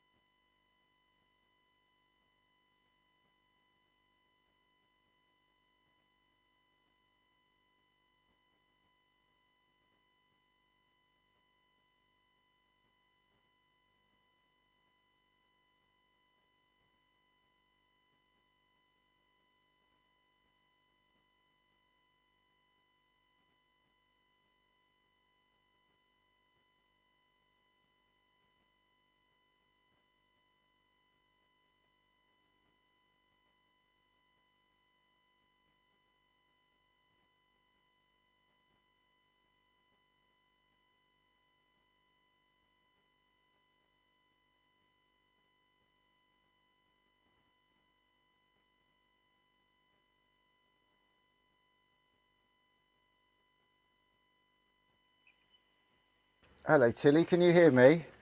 I can hear you. That's always a good start, isn't it? So what? Shall I was watching you on YouTube. Shall I mute that so It's that best I if can't? you do, yeah. So we're going to come to you live now. So I'm going to press this button here. So Crash Bang Wallop, Tilly from Now Press Play, fantastic.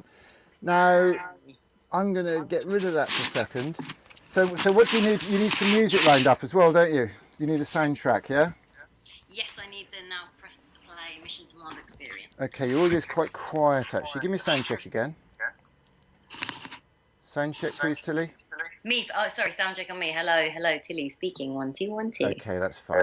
So while I get the music lined up, obviously we know you. You're live on the internet. So we're live on YouTube, Facebook, and Twitter. Hello. So we met you. We know you from Camp Bestival, don't we? We've had some good times down there at Camp Bestival. Tell everybody about Camp Bestival and what you guys get up to there while I get the laptop set up. Camp Bestival feels like many moons ago now, but we go there and we have the science tent and we set up Now Press Play, which is this little beauty here. Children put these on and they are transported to a whole new world. So it could be this mission to Mars, they could be going to the Stone Age, they could be doing fractions aboard the Titanic, various different stories. And they become the main character, and they get to move around and live it and feel it and do it. So it's incorporating sound, drama, and lots of emotions, really, to make it real for them. So it's a super fun way to learn, and very different from being tethered to a screen, asking children to be active and use their imagination. I'm actually on the floor at the moment, so keep talking. You're on the floor. Yeah, I've got to read. We've got a right rat's nest here, and it's not a good met look. you, I think it was in the science tent, and I'm sure we plonked these headphones on you and had you crawling around on the floor back then as well. Absolutely. In a lovely field. So I'm looking forward to the day when we can all actually do that again in real life. And I know that yesterday you, I think, blasted Chris Dyson and his class off to Mars as well. So lots of people off to Mars. So if you're at home today, if you do have a pair of headphones that you can connect to your audio, pop them on.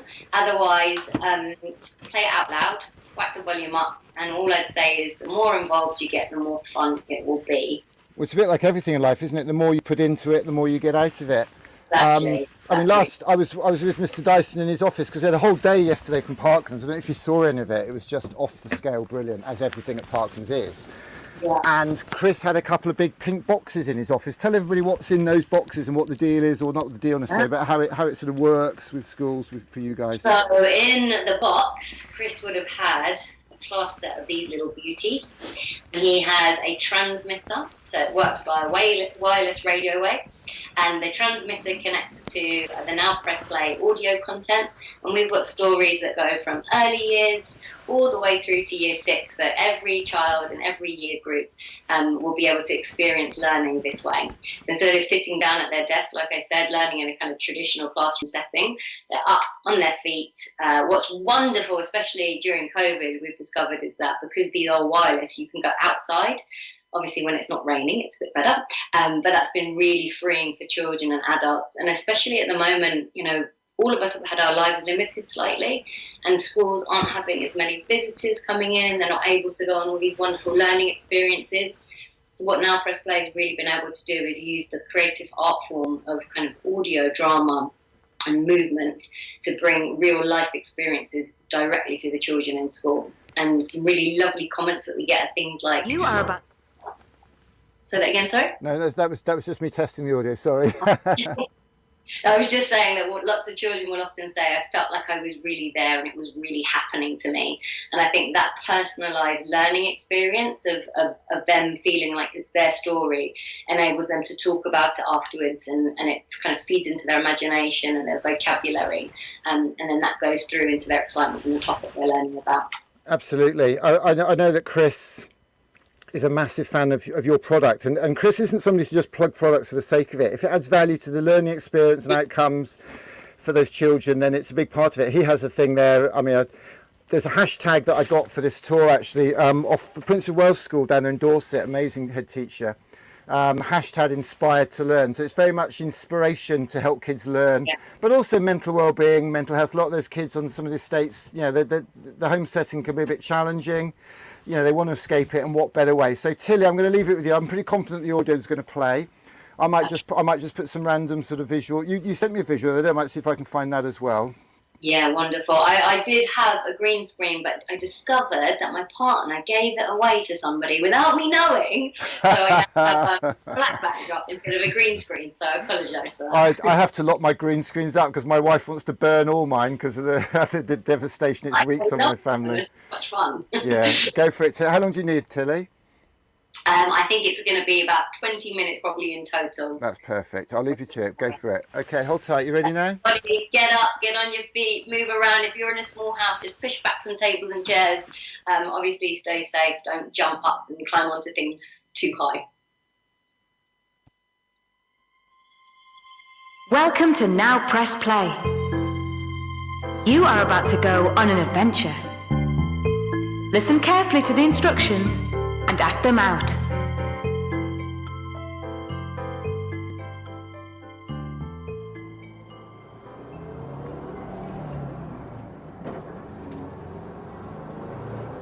You are on a school trip, sitting on the coach next to your partner. Where could you be going? Right, children, let's all get off the coach. Come on, up we get. And gather around me in the middle, please. Are we all here in a group? Keep still whilst I count. 28, 29. Good. I know we're all tired after our long flight and coach journey, but we're here now in Florida, the United States of America. Just feel that sunshine on your face. Let's make our way over to NASA. It's in the north. In we go then, in we go. Look at all these scientists and computers. Hands up, does anyone know what they do here at NASA? That's right, they run the American space program. And today they're sending 10 astronauts to a planet where mankind has never been. With your finger, write the name of the planet that you think they're going to. Oh, look, here's someone to show us around. Hey, kids. My name's Neil. As in Armstrong. As in the first man on the moon. You all knew that, right? I can't believe it's Neil Armstrong. All right, steady, lady. Autographs later. So, anyway, today we are launching the first ever mission to Mars. It's a big day for humankind and a great day for America. God bless her. And you guys are going to watch it happen. T-minus 20 minutes. Now that means 20 minutes till takeoff. We'd better get to the space shuttle. The launch pad is in the south side. Okay, line up on the south side, backs against the wall. And look up. That's the shuttle, right in front of us. It's white like an aeroplane, but pointing upwards. It's attached to some massive orange rocket boosters. Point at them. Those rockets are full of fuel and will blast the astronauts into space. Once they're in space, those rocket blasters will disconnect from the space shuttle and float off. Oh, look! Here comes trouble. It's Valentina Tereshkova, first woman in space. She's from Russia. Hello, Neil. Hello, comrades. My name is Valentina Tereshkova. Yeah, they know. Of course they know who I am. Now, little children, we have just enough time to look inside the space shuttle itself. Would you like to do that? Of course you would. Okay, step up to the shuttle in the middle. Get in a big circle around it. Are we in a circle around the shuttle? We've got to climb up a very tall ladder to reach the hatch. Up we go.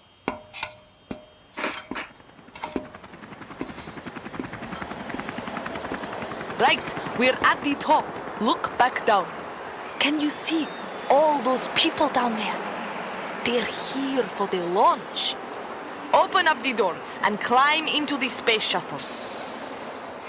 This is the flight deck, where the crew fly the shuttle. Look at all these buttons. They're everywhere, even on the ceiling. In the middle is a big joystick to control the shuttle. Reach out and touch it. What are you doing? Don't touch anything. You could ruin everything. T-minus 5 minutes. Yes, I think it is time we went. The astronauts will be here soon anyway. Right, children, off we go. I'll lead the way. Thank you very much, Valentina. Valentina and your teacher are climbing out of the space shuttle, but you don't want to go yet. You only just got here. Go back into the flight deck. You really want to play with that joystick, so grab it and imagine you're flying through space. Pretend you're whizzing past stars. Put down the joystick and look at that big red button just in front of you. Press it. Go on. What was that? Look at the doors. They've shut. Someone's trying to talk to you on the radio. This is Neil from Mission Control. Open the doors immediately. Quick, press the button again so that the doors reopen. It's not working. The doors aren't opening. Neil, the doors won't open. Once they're shut, they stay shut until the shuttle has left the Earth's atmosphere. It's for safety reasons. T-minus 60 seconds. Oh my goodness. What have you done? We've got an entire class of elementary school kids about to take off into space. There's nothing we can do about it now. They'll have to go to Mars. But Valentina, they're barely even 11 years old. T-minus 30 seconds. We have no option. Children, listen. You need to take your seats in the flight deck. You'll have to share a seat with your partner. Quickly, we don't have time. Now, lie down so that you're looking up into the sky. Strap yourself in. T-minus 10, 9, 8, 7, 6. The shuttle is shaking and vibrating. You feel it begin to leave the ground. G-force is pushing down on your face. Can you feel it on your cheeks? Breathe slowly so as not to use up too much oxygen. Have a look out of the window to your right as you hurtle through the Earth's atmosphere. Can you see the launch pad and all the people gathered to watch you take off? Somewhere in there are some very angry astronauts. The launch pad is disappearing, and now you can see the whole city. Other cities are crowding into the window. You can start to see countries. Which ones? Your radio is crackling. I cannot believe that after $3 billion and 10 years of planning, we're sending a load of British kids to Mars. I'm worried they may not survive the... Oh, wait! We're on the radio! Children, you need to release the orange rocket blasters. Without getting up, you're going to pull the lever in front of you. Go! Rocket blasters successfully released. Now you're about to leave the Earth's atmosphere and then you'll be in space. You'll know when it happens.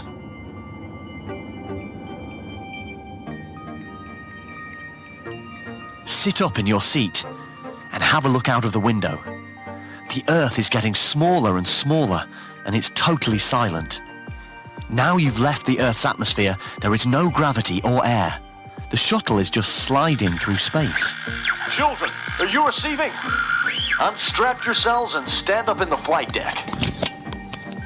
Now, go and find your food cupboard. Have you found it? Open it up. There should be some astronaut ice cream in there. There's only enough for 5 astronauts, not 30 kids, so don't have too much. What was that? Everyone stay still where you are. We need to figure out what just happened. Okay, class. Some space rubble has hit the shuttle. If our astronauts were in charge, this would never happen. Yes. Anyway, the oxygen tank is punctured, and unless we repair it, soon you will run out of oxygen long before you get to Mars. Do exactly as I say. You're going to have to leave the spacecraft, so put on your spacesuit. Zip it right up to the top. And put on your helmet. This will mean you're able to breathe in space. Your job is going to be to locate the hole in the oxygen tank and tape it up. You see that rope in front of you? Attach it round your middle. That will prevent you from floating off into space. Now, go and stand on the inside edge of the shuttle. When the doors open, you must find the hole in the air tank and tape it up. That's it. Take a step outside into space, but hold on to the outside of the shuttle. Make your way along the outside of the shuttle until you find the hole. Can you see anything? What's that sound? It sounds like gas leaking out. Can you see the hole? Tape it up. You've done it. Now pull yourself back towards the spacecraft using your rope. Get back inside the shuttle and press the button to shut the door again. Impressive work, children. And brave, too. Not bad. You need to do some exercises, otherwise your muscles will waste away in space. Give me 3 star jumps. 3, 2, 1. Now get in your seats. Yep, that's it. Lie down with your knees in the air and get some sleep. Close your eyes now. Day 37. You know the drill. Up you get, 3 star jumps. We don't want you wasting away. Up, up, up. 3, 2, 1. Okay, get back in your seats. Time for bed. Lie down and close your eyes now. Day 167. Star jumps. 3, 2, 1. Look at the time. It's bedtime. Lie down. Day 300. Good morning, class. Well done for your work over the last 300 days. We never thought you'd be able to make it this far. In about 1 hour, you will begin the descent into Mars's orbit. This will be the most dangerous bit yet by far, so strap in tight. Look out your window. What's that outside? It's red and dusty looking and made of rock. That is Mars.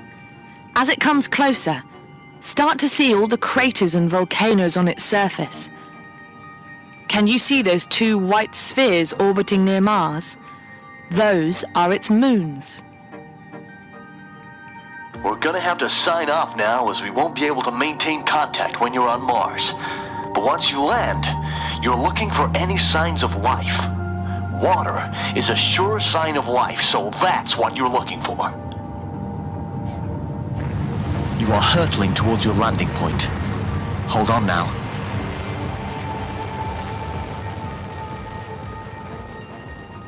Stand up and put on your spacesuits.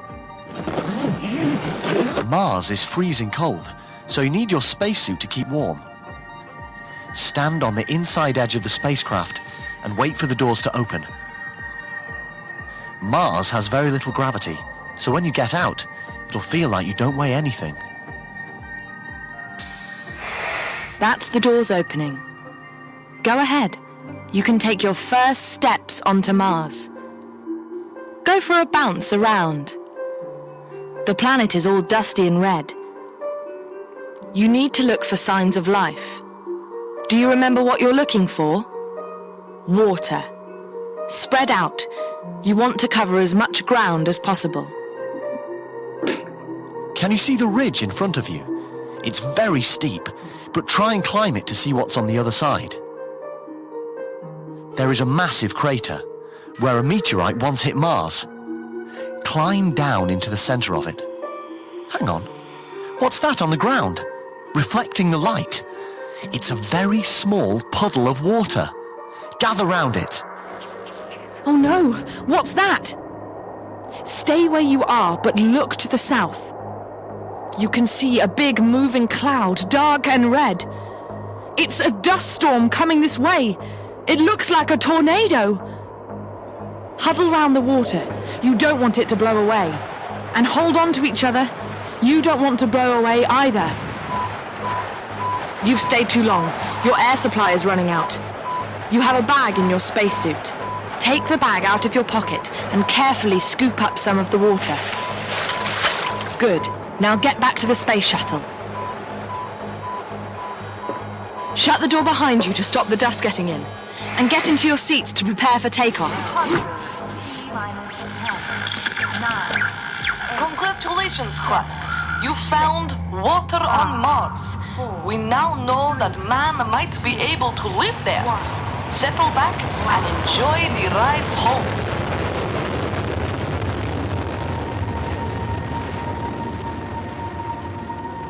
Look out of your window to the right and look deep into space.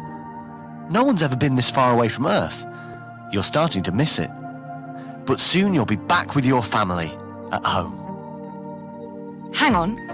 What is that big shape a few miles away in the west? It looks like a huge lump of rock. What do you call a piece of rock in space? A meteorite. A meteorite which is going in the same direction as you, which means it's heading towards Earth. You need to contact NASA now. Pick up your radio. Mission control receiving. What is it now? A meteorite? Don't be ridiculous. It can't...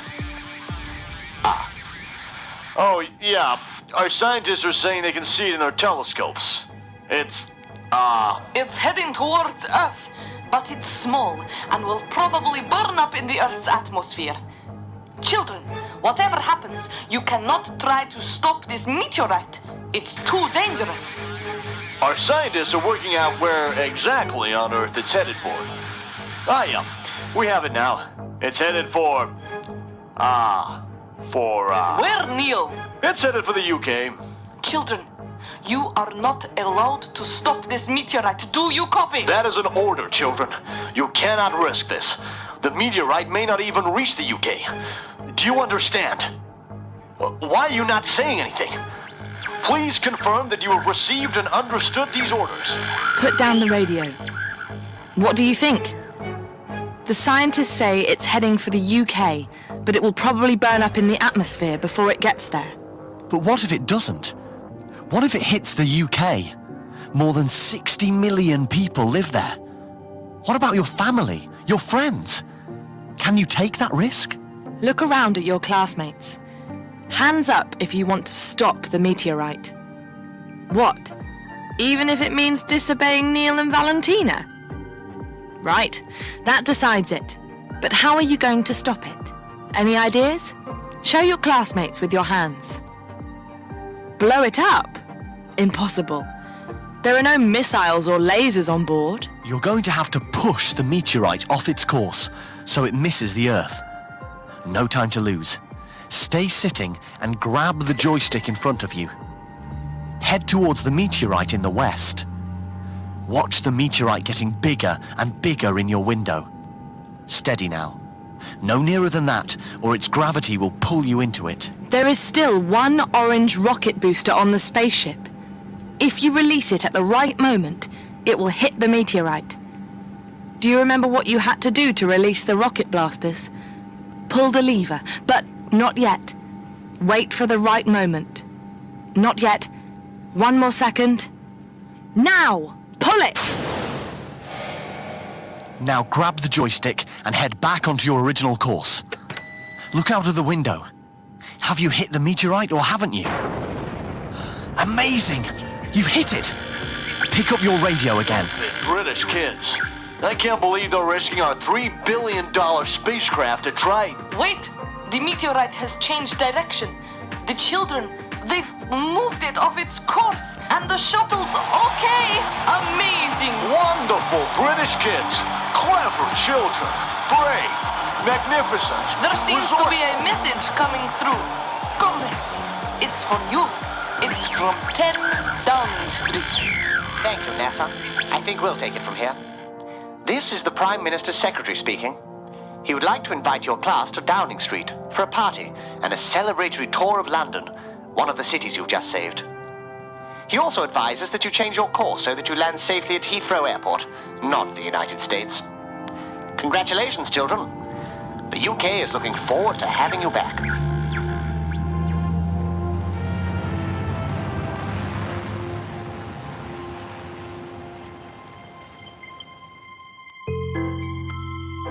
We hope you enjoyed your adventure. You can find follow-up activities on our website. Or maybe you just want to write a story about your experience. Thank you for doing Now Press Play. Well, I hope you enjoyed joining in with me. It was super fun. It's even more fun when you have more people with you, but it's a great journey to go on. Absolutely loved that, Tilly. That was just amazing. And I have to be honest, I have seen that before and I was on every word. That's just wonderful. Next time you're going to have to join in with me. We're going to have to do a joint green screen, a different story, and you can join me. In fact, I insist. Next time, yeah, do you know what I mean? Let's just do it anyway when I'm at home with nothing else to do. Because if you had any idea the carnage in here and the rat's nest of wires I've had to unplug and sort out, it's just been crazy. And I have to apologise to you and all the other speakers. We're kind of making it up as we go along. It's killing us on time, and yeah, but everybody's been so patient. And it's not about watching live; it's about watching as we kind of move forward, really. So, you know, I can't thank you enough for your support over the period, Tilly. It's just been wonderful to have you, and thank you so much. Can I just say one thing? Go for it. We have on our website an at-home section. So there's 4 free taster experiences. If you go to www.nowpressplay.co.uk, you'll be able to see at home, and then there's 4 free ones. So you just put in your email address, and then you could do it at home as well. So I hope you enjoyed that. Loved it, absolutely loved it. And I'm from a generation, I used to listen to Radio 4 Theatre when I was doing my model railways, and I think that the power of high production value, spoken word like this is just beyond belief, and that's why podcasts are so popular, because I think people are realising and reevaluating, rediscovering a lot of this stuff. So thank you so much, Tilly. We're going to be in touch. I know if Chris was here now, he'd be jumping up and down, because I saw him in his office yesterday. He was foaming at the mouth talking about your products. So let me crack on. Bless you, and have a lovely weekend. Thanks for your support. Have a lovely day. Thank you, everybody. Retweet it. Go into Periscope, find that point in the tweet, and retweet that, because that's where you start. Hashtag AimHigh20. Bless you. Cheers, Tilly. Hashtag AimHigh20. You got it. See you later. Wow, well, how cool was that? I'm just going to cut to a short film now, and then we're going to come straight back with Rachel Snape, who's one of our longest supporting champions, advocates, evangelists, directors, whatever. She's the sort of person that beats me with a stick. If anyone, I've got my Obey and the Posse hat on. She needs one of these, because she's one of those people I always have to obey. I'm going to drop a little film while I do that. It's just about a minute, of a day that I went to the Design Museum in London, where they had an exhibition called Mission Moving to Mars. Enjoy this. Oh, I'm going to be careful. This is David Bowie music, so I'm going to have to talk over the music so that we don't get slammed on copyright, because that wouldn't be very good at all. So this is why I talk over the music, so that YouTube can't slam us, but whatever. No worries, because this is David Bowie, of course. Just had an absolutely fantastic morning here in West London. If you can't guess from the rocket behind, I'm actually at the Moving to Mars exhibition here at the Design Museum, which is fantastic. It closes in 2 weeks, and I can't recommend it to you enough. And seeing it a few weeks ago really struck me how many children, how many communities, how many schools, how many teachers just won't get to see this, whether they're in London, whether they're outside London, whether they're up north. They might as well be on Mars in some cases. And it's always one of the things we set out to do with STEAMCO, is to collaborate with organisations, with institutions, museums, galleries like the Design Museum, Tate Modern, who we've done a small collaboration with, to develop activities that could be delivered on STEAMCO days by school communities. This exhibition, Moving to Mars, is absolutely fantastic, and it lends itself to delivery on one of our STEAMCO days. We've been talking to the Design Museum learning team here and are hopeful that we'll be able to borrow some of these assets, repurpose them and package them up for a whole day that we can deliver in schools around the country. So look out for that. We're hoping we'll be able to pull that together. But until then, check out our Rocket Kids session, an all-school assembly, a rocket making workshop for one class of children, and a real community rocket launch.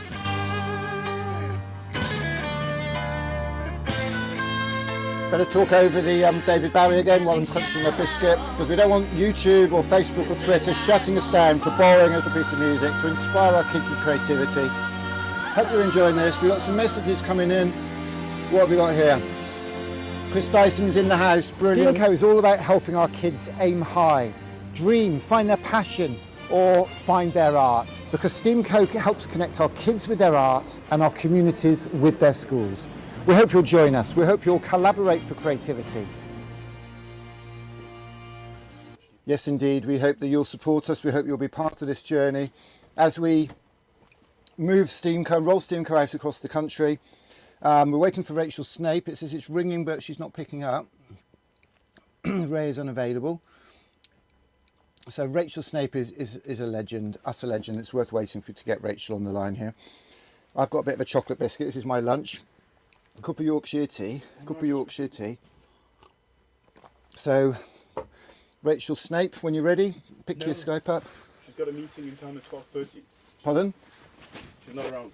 We've just missed her. Okay, we're gonna get Rachel Snape later on. So, with a mouthful of biscuit, let's go back to this lovely little film that Steve Murrells, Chief Executive of the Co-op, would have signed off, which for me sums up this whole weekend. Ministers have just announced Christmas will be different this year for thousands of us. New measures now. Can I call? Come on! I am! I'm coming! Ready? Yeah.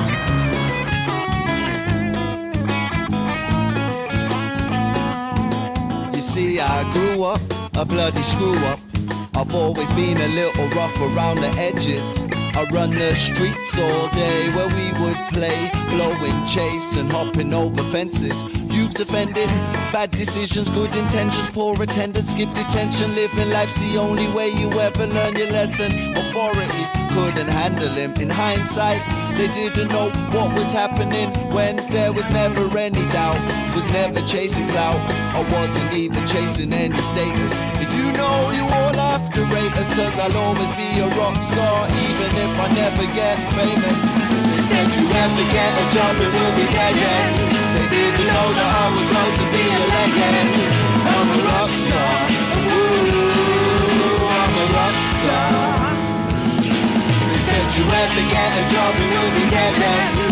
They didn't know that I would grow to be a legend. I'm a rock star, ooh, I'm a rock star. I'm a rock star, ooh, I'm a rock star.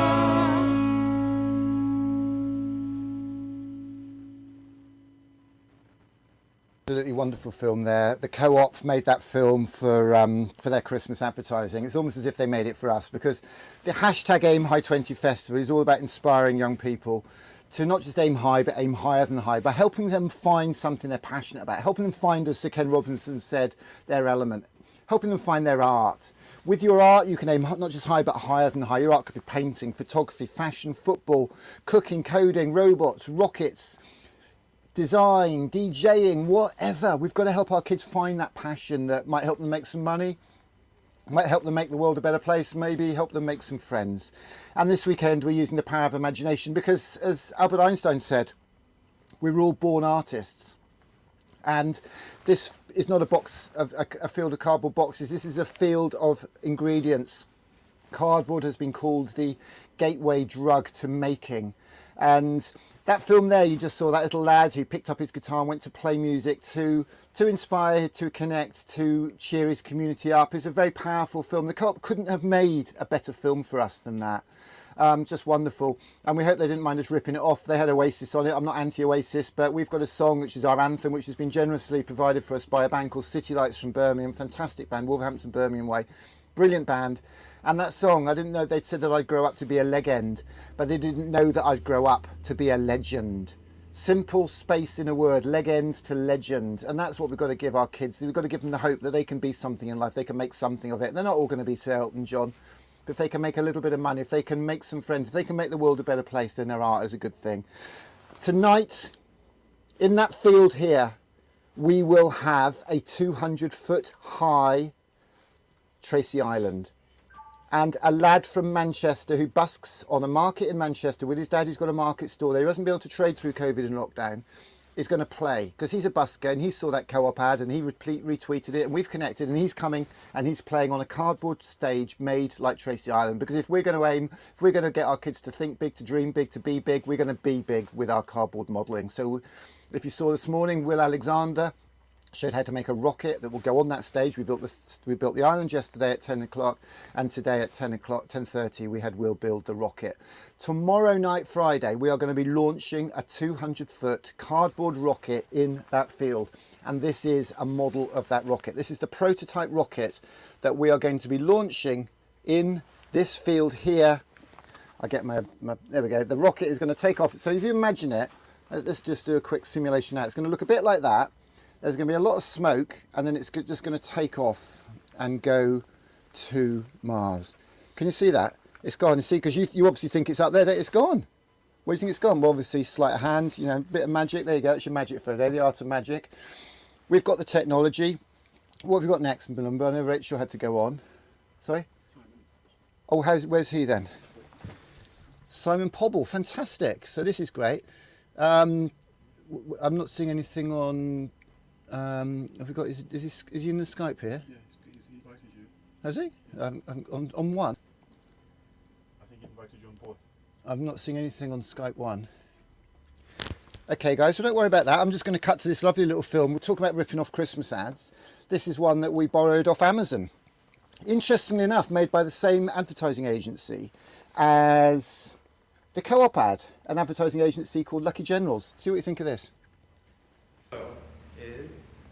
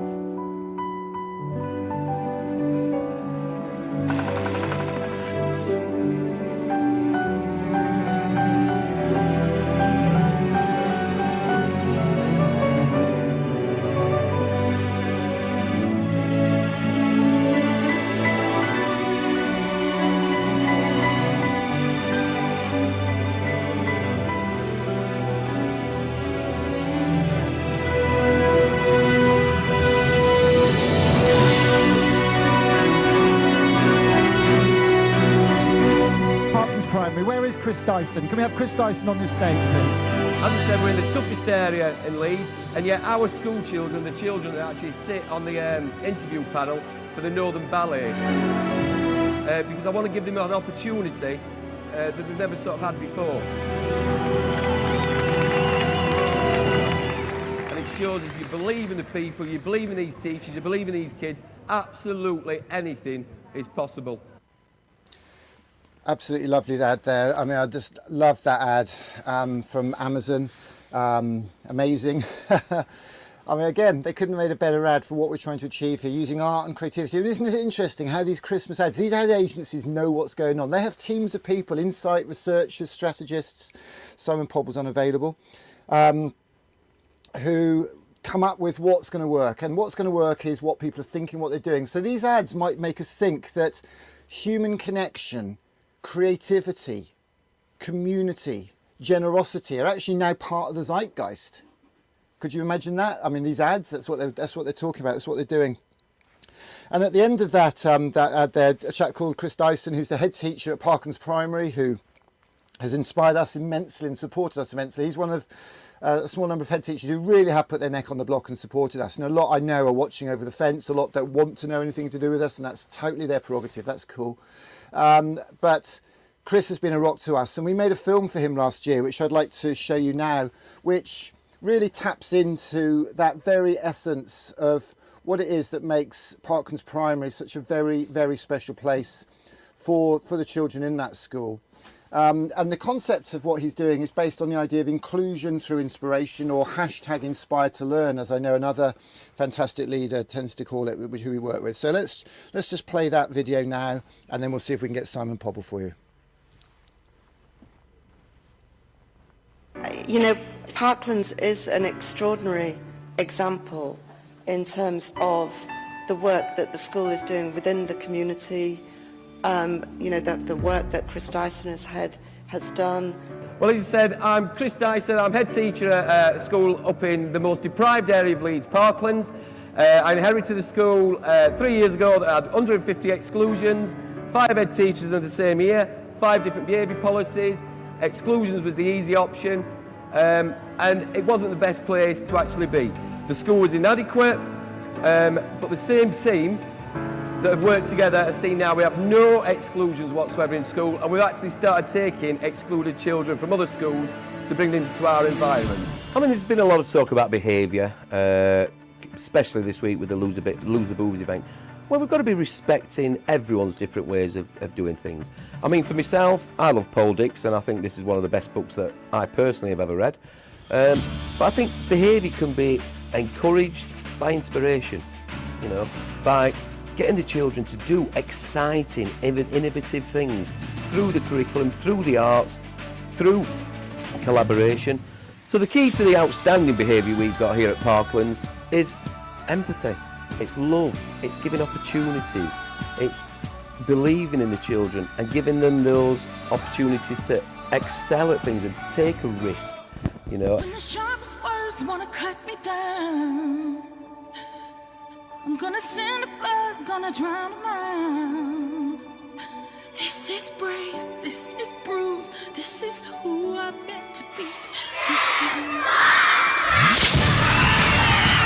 And it shows that you believe in the people, you believe in these teachers, you believe in these kids, absolutely anything is possible.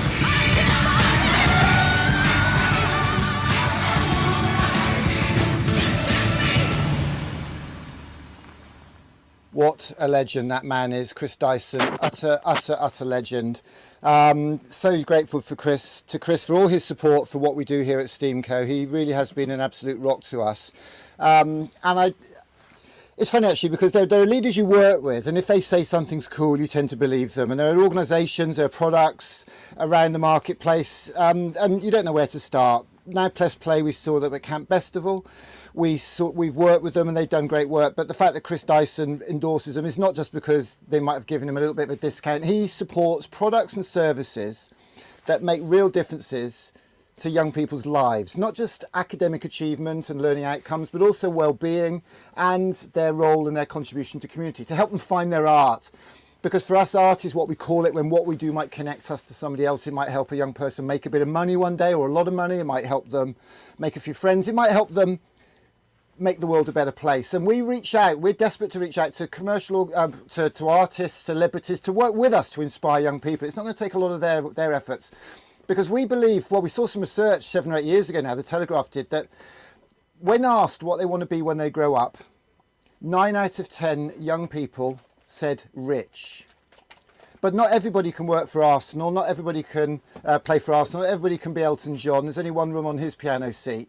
So we believe that if we can celebrate creativity, if we can celebrate achievements of each other, peers, as well as bring those famous people in. And that's why I'm really delighted now, actually. I'm going to press a button here and see if I can get Simon Pobble on the screen. Hello, Simon. Just let me know you can hear me for a start.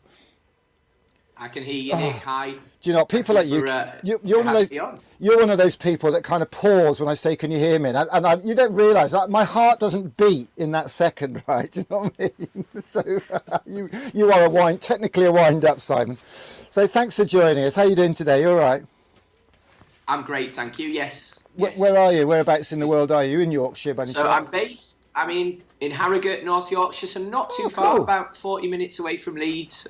Big smile on my face watching that video of Chris and the Brilliant Parklands. I was very fortunate to go there on a number of occasions, and this time last year helped out at their big Christmas dinner, which I'm definitely going to miss out on this year. Fantastic, Chris is an inspiration, and I'd love to class him as a great friend now as well. Well, there is no middle ground with Chris Dyson, is there?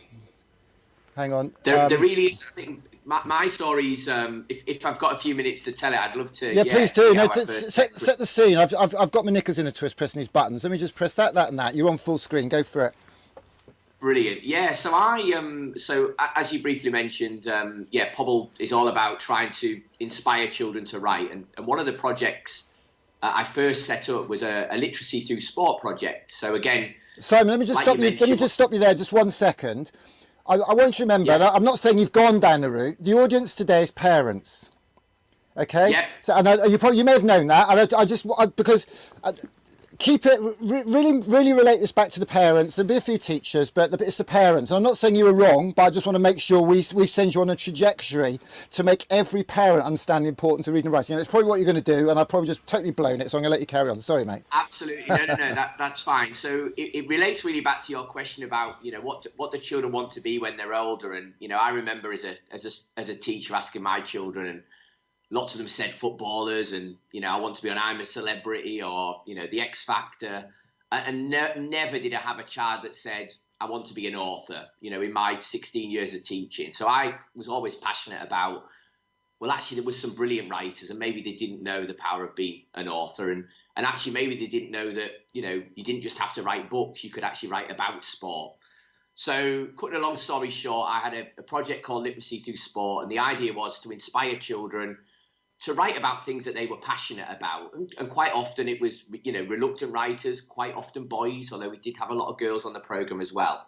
And I ended up running a project with Yorkshire Cricket Club. And again, the idea was that we worked with some schools that were really keen to have, their children a little bit more motivated in their writing. And Parklands actually sent along a group of children. And Chris had just started as head at the time. He sent along a group of year sixes, who did find writing a real challenge. They started off a little bit, not sure. And by the end of the 6-week programme, we played cricket every week. We had people like Ryan Sidebottom came along. We did writing, of course. And I remember getting a letter from Chris. It was about 3 weeks after the programme had ended. And, I just got this most amazing email just saying, thank you, first of all, which was lovely. But, for that group of children, they had gone home, told their parents, oh, we've been writing about this. We've been writing about pretending to be Joe Root. We've been writing about playing cricket at Headingley. And so I guess, for parents on the call, I think one of the things I talk a lot about when I talk with parents and teachers is some children just like to write about things that are of interest to them. And I think that's really, really important.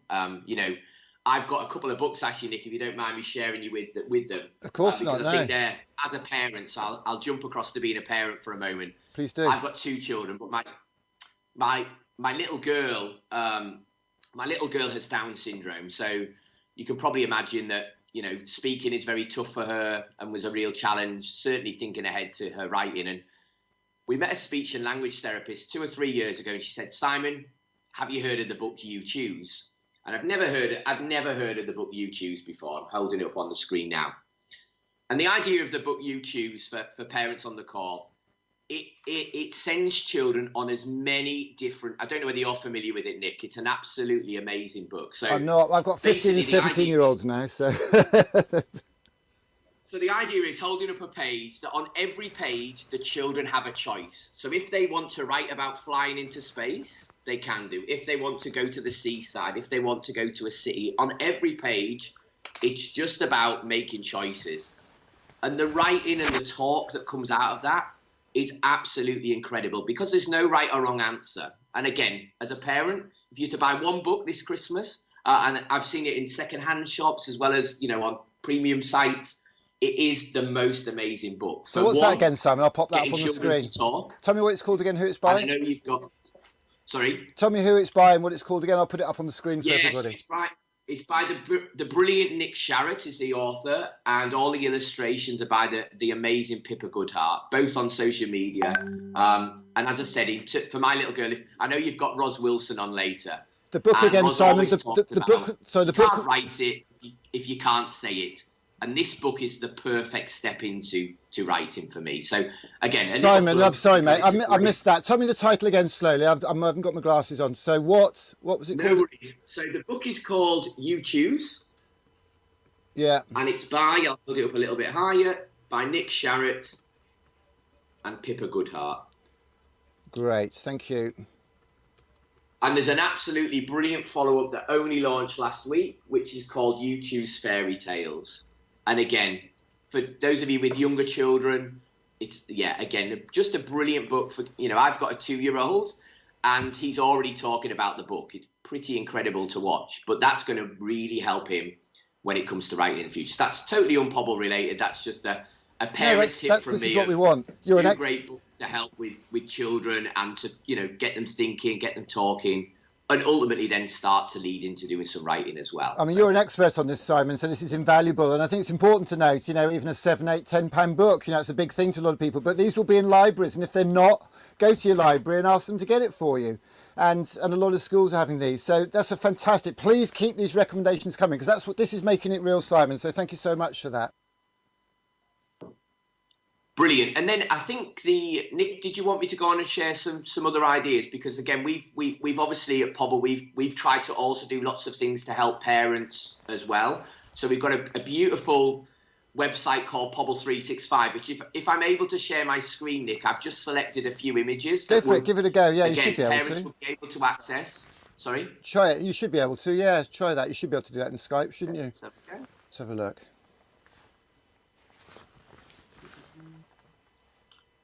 Asking me to change my permissions, typically. I think we're the only people left in the world that still use Skype.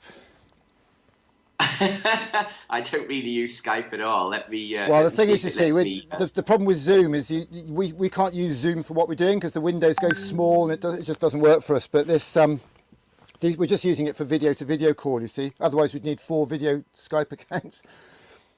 Yeah. Is it letting you do it? I don't think it's going to let me share my screen. Oh, maybe it will. Hang on. Yes, it is. Let's go. It should do. Or something's changed. It's gone black. There we go. Yeah, we've got you. I'll put you up full screen. Perfect. Right, you're full screen. Go for it. There we go. So, so again, for parents joining today, one of the things at Pobble we're really passionate about is to try and make as many of our resources as accessible as possible. So we have a resource called Pobble 365. It's a picture every single day of the year, always supported with writing opportunities, questions that you could discuss with your child at home about the picture, some grammar activities as well. And obviously we're moving into winter. So again, I've just held up here a few winter related pictures that you potentially might want to look at with your children. So again, you don't need to register on the website, just dial in Pobble 365 and look at the picture for that particular week. So there's some great Christmas and winter related images coming up. Thinking about today's session and obviously the brilliant work that you're doing, Nick, a couple of images that you might be particularly interested in. There's a great image called The Stargazer. And again, underneath, there's the opportunity for the children to write their story based upon this particular image. There's a brilliant one called The Moon Landing.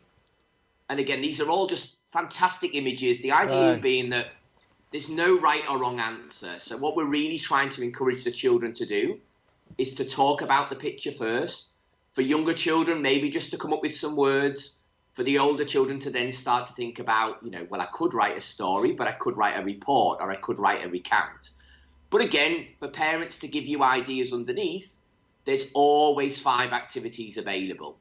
And again, they're things that you can print out if you want to, that you can just view them on a screen. They're all accessible via a mobile phone as well as on a laptop and desktop as well. So again, completely free. You don't need to register.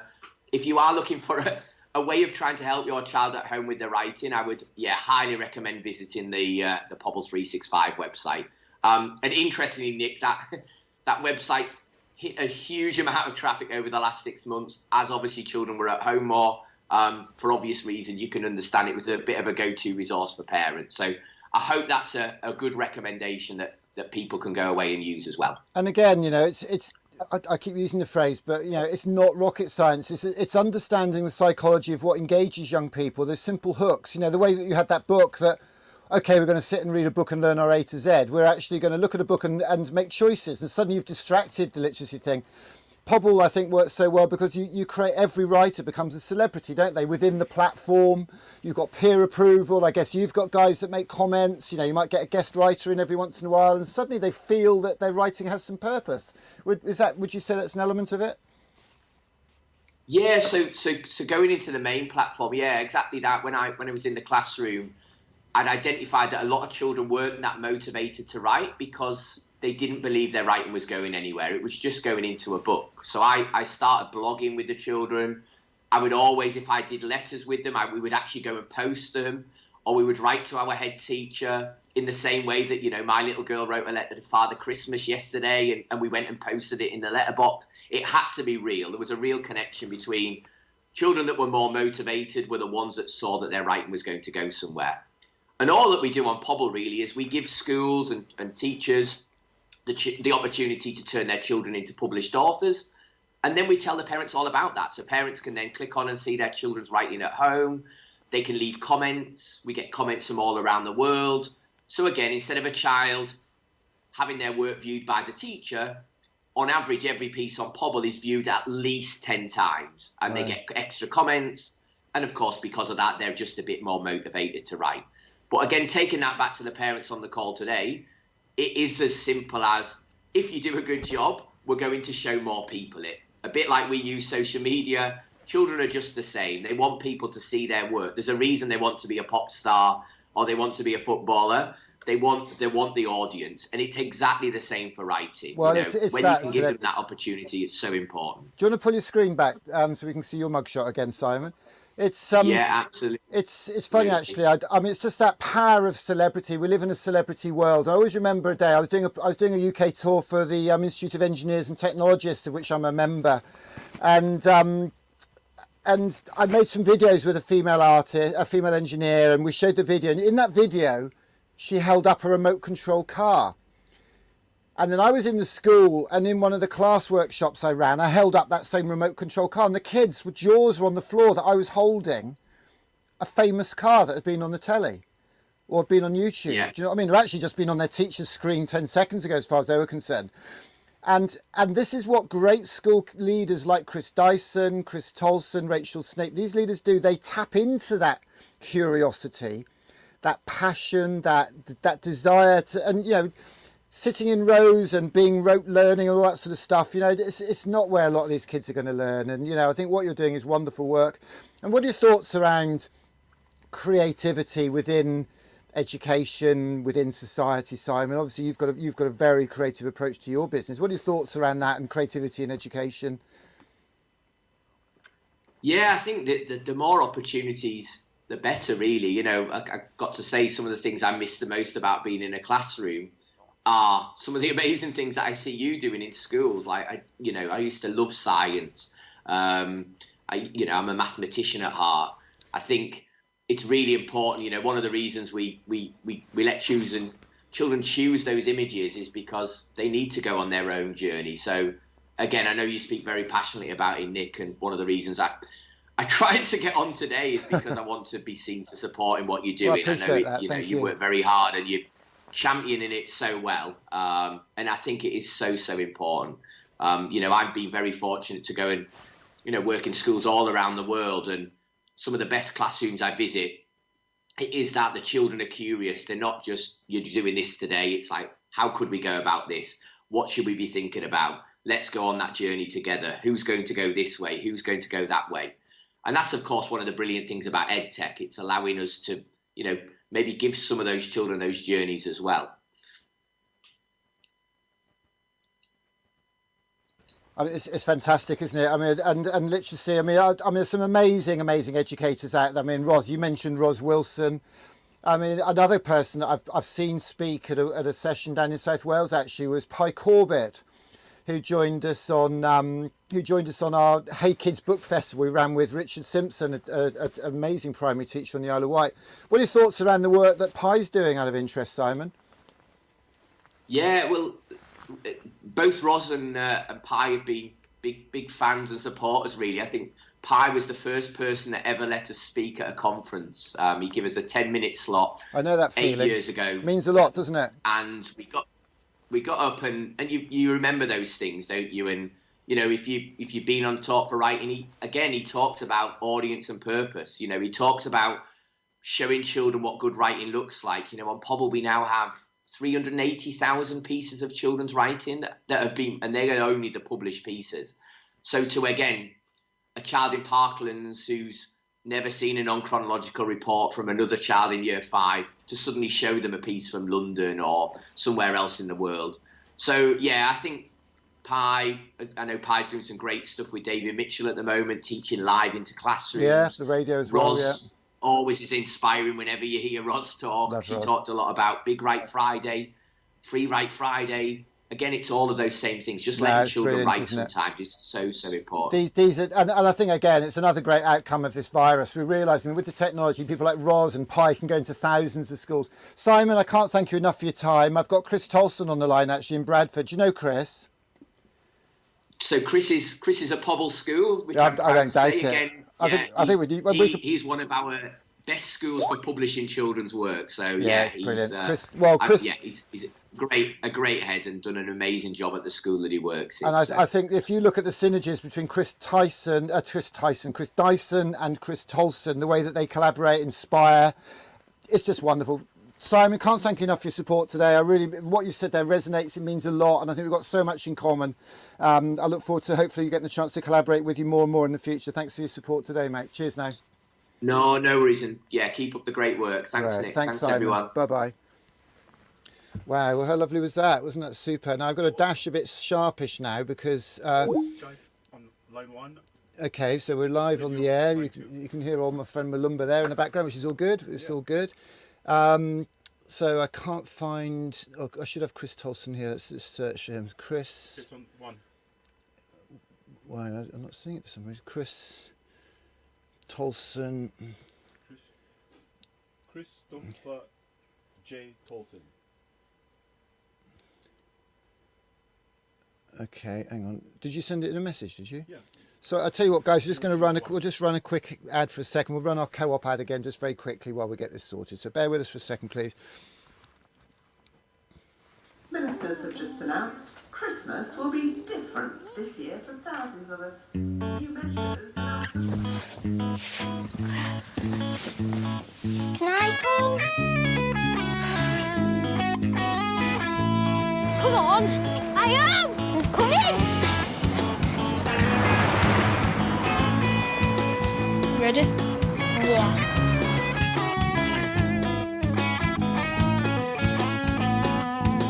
You see, I grew up a bloody screw up.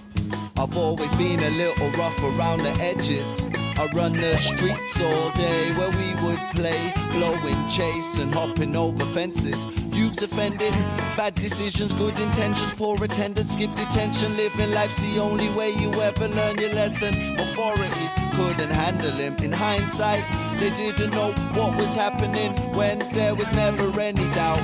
Was never chasing clout, I wasn't even chasing any status. And you know you all have to rate us, cause I'll always be a rock star, even if I never get famous.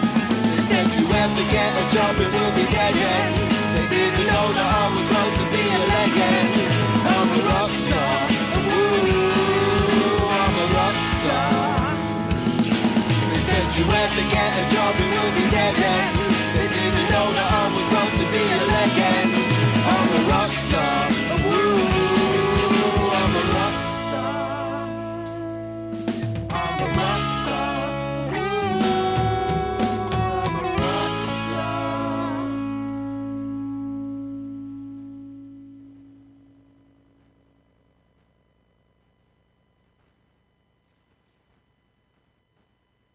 Hey, we are firing on all cylinders here. Is my audio on? Yeah. Okay, so I believe that we've got Chris Tolson lined up here. I'm calling him. It says calling, but he's not answering. Okay, so this is Chris Tolson, who is simply one of the most remarkable people. He's in that kind of Chris Dyson territory. Oh, now you get some crackling. So Malumba's going to get a bag of crisps out now, which is about the noisiest thing in the world. Look, crackle, crackle, crackle. That's lunch. See, we're not going to do a brand shout out. That's my lunch, a bag of crisps. And Malumba's now he's gone outside to sit outside and chill out. And I've got to try and find Chris Tolson. It looks like we've got him. That's fantastic. So Chris Tolson, turn your screen around. You've done this enough times, Mr. Tolson. I'm going to play a 30-second video. You've got your screen lock on, I think, as well, because you haven't changed, have you? Have you got screen lock on your phone? Let's get that sorted out. I'm going to play this little video for everybody, and then we're going to come to my man, one of my favourite teachers down there in up here in Yorkshire. Hold tight. I have a dream that one day this nation will rise up, live out the true meaning of its creed. We hold these truths to be self-evident that all men are created.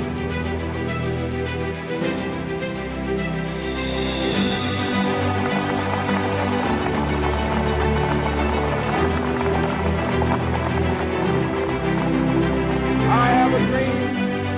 I have a dream today.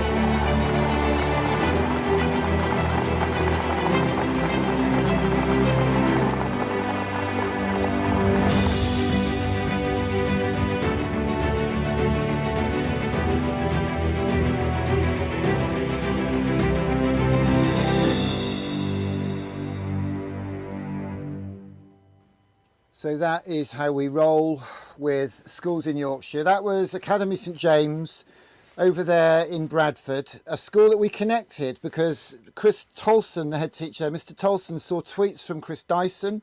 He connected with us and we got an Arts Council grant last year and we went into that school and we did that. So today we're going to be mucking about with cardboard boxes. At Mr. Tolson's school, we were mucking around with posters. So I'm going to see if I can turn the volume up now. 1, 2, 1, 2. Let's have a sound check from Bradford. Can we hear us in Bradford? Can you say something, Mr. Tolson? Hello. You're another one of those teasers, aren't you? You don't speak. Here he is. Mr. Tolson is up on the screen. How are you doing today, sir? I can hear you. Can you hear me? Yeah, I can hear you. Yep, no worries. So I just played the video of that amazing day, our hashtag White Heart of Yorkshire artwork that we co-created, didn't we? Tell everybody about the process about that and what that meant to your community. Yeah, so we were doing a community picnic kind of end of year program, and we'd been doing a lot of work as a school. We'd been doing a lot of community work. We did a Christmas extravaganza, which you attended as well, Nick, if you remember. And we also had a lot of community events. So we decided to get a drone and film the children bringing all the heart pieces together to sum up the work we were doing as a team, in Ollerton. And it was an amazing day.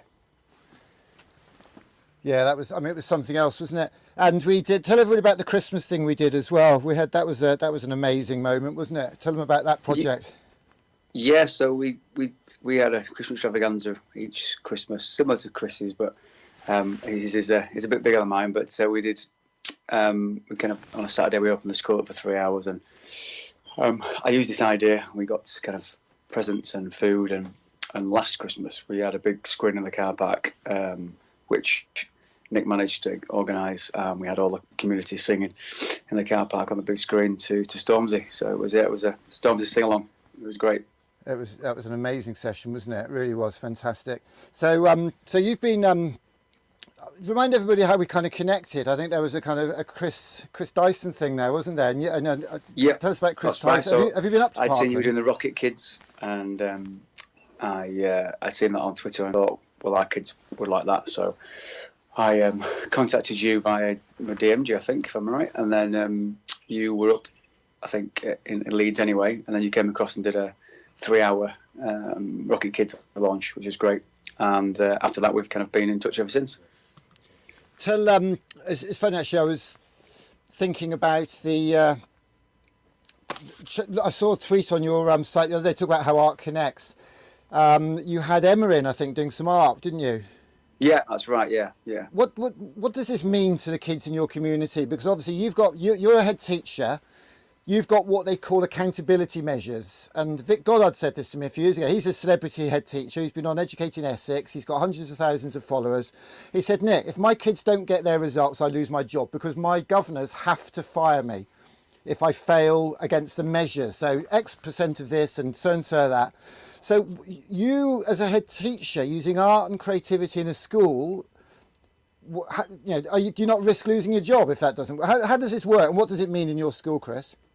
No, it's. I mean, we were using getting a broad and balanced curriculum. That's what we're aiming for, and broad and balanced means that we give as much emphasis to the arts as we do to English, reading, writing, math, science, whatever it may be. So, and we're working really hard with our trust, who are brilliant, and our other partners to give us the kids the best that they deserve. And and that, in terms of art or design technology, we had some great work this week. Making, we had the year 1s and 2s using drills and stores. Yeah, it was lovely, wasn't it? Yeah, absolutely. So broad and balanced is the way forward. So, what does broad and balanced mean to the parents who are watching this now? I think it means that their kids are subject taught, so they're having opportunities to do design technology, to do geography, to do history, to know what it means to be a historian or a geographer or an artist or in drama, and they get a good balance of both. And out of all those subjects, and that's really important. And with the help of people like you and Chris and my team at the base here, we're able to do that, and I get the support of my trust as well. So it's great, really. It's really, really good. And so you're giving them that broad and balanced, a little bit of everything, really. They can make their own life choices with that knowledge. That's important, isn't it? I was chatting. And also take some risks, So obviously it was you've got to take risks and try new things and try things that might be a bit crazy, but they work. And this, our connections work really well. So no, it's just brilliant. It's interesting. I was chatting to Emma actually, because there's a thing called ArtsMark, and I know we've discussed this, and I know you've had other priorities, particularly lockdown. But I was chatting to Emma about maybe whether she and we could help you put a plan together to achieve ArtsMark status. You were quite keen to. Do you think that might be something you could consider? I know you've got a hell of a lot on at the moment. You don't know if you're coming or going with all the virus implications. No, I think so. I was talking to Emma. We've also worked with another school called Gummersall, and they're really good. Oh, amazing, aren't they? Yeah, locally. Yeah, so definitely that's something we've really looked to try and look at, and it'll be a really good idea. Let's catch up about that in the new year. It'll be fab. So you've sent a film in with some of your young people playing some instruments. Tell everybody about these instruments, because everybody thinks rock stars, blah blah blah. Tell us about this and the cultural relevance of this as well. So 2017, when I came to school, there was no music really. There's no music happening, so we put music into year 3 with playing brass, and they're now in year 6, and they formed a band. So they've been playing as a band now. We performed in St George's Hall, and they're called the Academy Blast. But we've also extended our music offer now for year 3s, year 4s, year 5s, year 6s. So it means that our music across the curriculum is getting a lot better. And this video shows people having individual music lessons. Year 3s playing kind of boom whacker instruments. We've got brass, and then we've also got children playing individual brass and other instruments too. So it's definitely been a journey. But Helen Varley, who put this together, who's our music teacher, she's absolutely phenomenal. You know, just look at those kids there, believing in themselves, being able to play an instrument for the very first time. And that's just magical, really.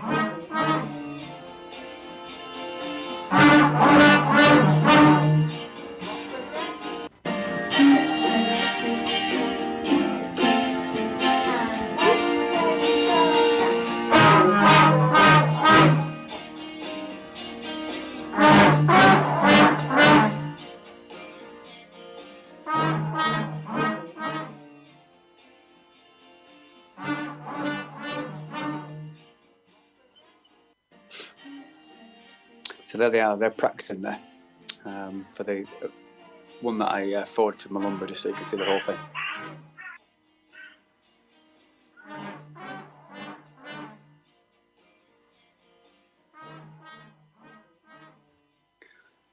I think there's no sound, Nick. Sorry, I think I had my microphone turned off. Good spot.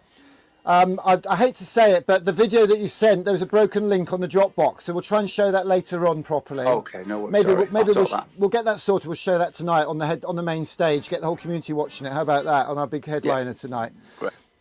You, Chris Dyson, Rachel Snape remind me of something that a head teacher said to me in Sunderland 5 years ago when we first started on the Steamco journey.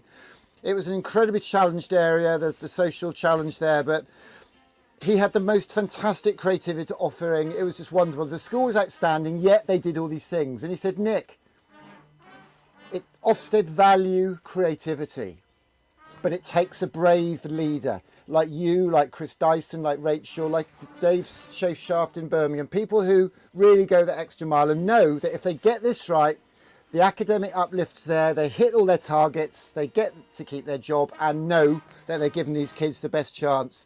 I mean, that brass band there, what's the cultural significance of that to the community, brass bands? Yeah, I mean, it's something that they do. I think it's something the kids didn't think they'd be able to play. We've got linked with Grimethorpe Colliery Band as well, because Helen, who taught them, plays with them. So that's been really nice. We've had other people commenting on them playing.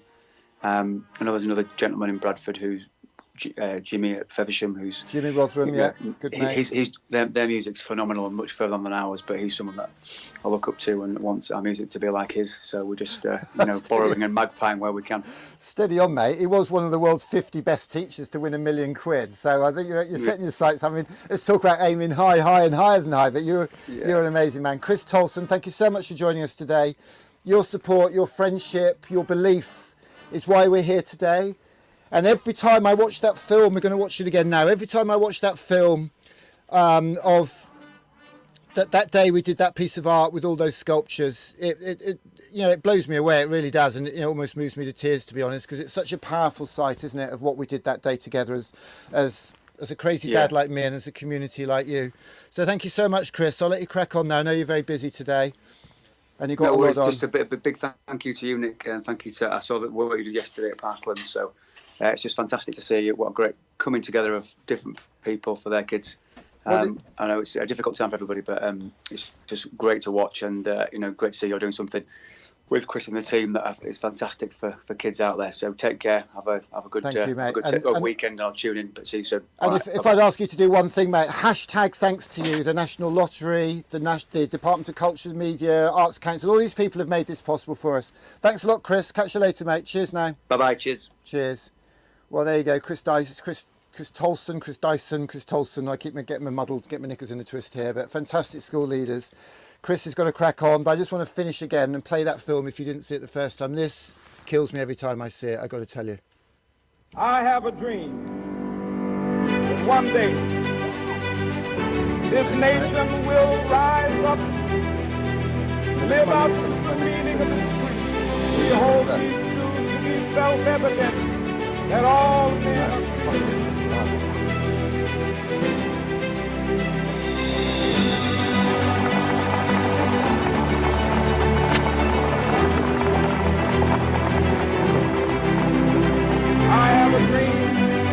I have a dream today.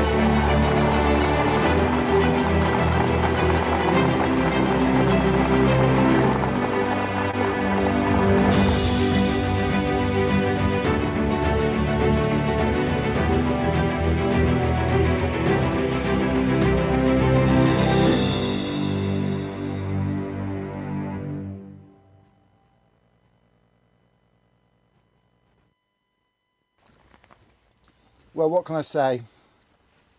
What can I say? I've got to tell you actually that I can't hear anything. I don't know if my mixer's just packed up. I've got nothing going on there. It looks like there's audio going in there and there's audio coming out, but my mixer has completely shut down on me and I can hardly hear anything. So we're done for the morning. If you've only just joined us, there's a few people on here now. Any shouts out? Let's have some shout outs. Let's see what's going on here. Bryn Llewellyn is in the house. Bryn Llewellyn, check out yesterday's tweets from Year 6 Otters and their awesome teacher Hannah. Show stopping the learning. Bryn is an absolute rock. He's one of our best mates. He got us into Chris Dyson School, and Chris Dyson, let's never ever tell anybody about that utter disaster spelling mistake. I sent Chris an email and the typos in it would have got me locked up and they'd have thrown away the key. It was not funny, it was not clever at all, I've got to say that. So shout out, and never be able to thank you enough for these connections, Bryn. Got Sam here saying brilliant. Sam Blower is saying, Simon Blower saying brilliant school, talking about Chris Tolson there at Academy St James. I'd love to show you the film we made. Check out hashtag Stormzy you'll find that. Oh my goodness, we had a big video on a video screen on top of a lorry. There's another comment from Bryn. Virtual elbow bumps to Chris Tolson and his team. I know Bryn does a lot of good work there. If you want to get involved, and if you've got kids who maybe don't engage with the more academic approach of teaching maths, sitting in rows, learning by rote, doing lots of sheets, get Bryn into your school. Tagtivate does incredible work. Really, really inspiring, just wonderful. In fact, yeah, we'll pull some of that up later on. We'll get Bryn in at some stage. In fact, Bryn, are you there? Bryn, if you're there, can you are you on Skype? Get yourself on Skype. Type a message in now and tell me if you're on Skype, and we'll get you up on Skype. Let's get Bryn on the screen. Bryn's my main man. Is the link here? Oh look, there we go. There's a Vibe Brewing here. There's a Love Bryn fan club brewing. Chris Dyson putting a shout out to Chris Tolson, sensational leader in school. It was brilliant. Chris Dyson said, Chris Dyson, if you want to Skype in, let's have a thumbs up. I might just give Chris Dyson a tweet. Let's get Chris Dyson on Twitter if he's on Skype. If he answers, he answers. If he doesn't, he doesn't. That's just the way we roll today. He's flapping around now. I did give him a green screen yesterday. I bet he left it under his desk. Let's see if Chris Dyson is getting up. It might not even be the right Chris Dyson. Let's have a look. So I'm Skyping into Chris Dyson. Let's see if he's around. He's probably in bed or off to the football or something. Who's this here? Somebody said something nice. Sam Patton. Hello, Sam. Thanks for all you're doing, thinking outside the box to engage kids and make learning all inspiring. That's Chris Tolson's work. That's just fantastic. Putting a shout out for him there. So what's happening today? We're going to go off air in a minute if I can't get anybody. Chris Dyson's not answering his Skype. That's fine. That's his prerogative. It is a Saturday. Bryn, I don't know if he's going to answer or if he's going to find us on Skype. He can put a shout out if he wants to. There's a few people watching at the moment, which is great. So if you want to put any messages in, what's happening today? We're going to slow down, have a breather. We've got a bit of untiding to do. If you want to have a sneak peek of what is going on in here, the nonsense of this charabang, I'll get this camera plugged in and you can see what's going on in here. We'll have a shout out from Aman Malumba. We've got a load of work to do with we're doing an eclectic art trail. So Seacroft Estate in Leeds, we've had a load of wood from Travis Perkins and we have got an eclectic art trail. Do not go to Seacroft, do not go to Leeds, it's just for the locals. We are not there, we're live streaming from an undisclosed location in Yorkshire. I'm going to open that little window there, that's cool. Got a sunroof now, makes it a bit lighter, that's cool, I like that. So let me show you the craziness that we've got going on in here. Turn that off. So here we are. This is my view, this is what I see from the captain's. Okay, you can see over there, look, Malumba had a disco in his bed last night. There's a mirror ball on his bunk bed. That's Malumba's bunk bed there. Got a shower and toilet there. Got full fridge. Check this out. If Chris Dyson is watching, he's going to love this. Chris Dyson's going to love this. Look, got a little fridge freezer there. Got some Yorkshire brown ale in there for Carol Allen. Let's have a look. Chris Dyson. So Chris, can you ring me? I'm going to send, can you text Chris Dyson the Steamco Skype address, please? I don't really want to put it out publicly. Chris Dyson, I'm going to text you that now. So you text Chris Dyson the Skype address and you can find us. Because I think there's quite a few Chris Dysons, so pop that in there. So there's Malumba, gets the wave Malumba. Malumba's on the text. He's now texting Chris Dyson live. That's how exciting what we're doing here is we're texting live on the internet. This is what the internet was made for. We've got the rocket there. This is the rocket that's going to be launched on Chris Dyson's playground there. This is all the kit. So check this out. I've only got two of the three laptops out there. This is the streaming laptop. This is my mixer. That's all gone wrong. All the lights have changed and have failed me massively.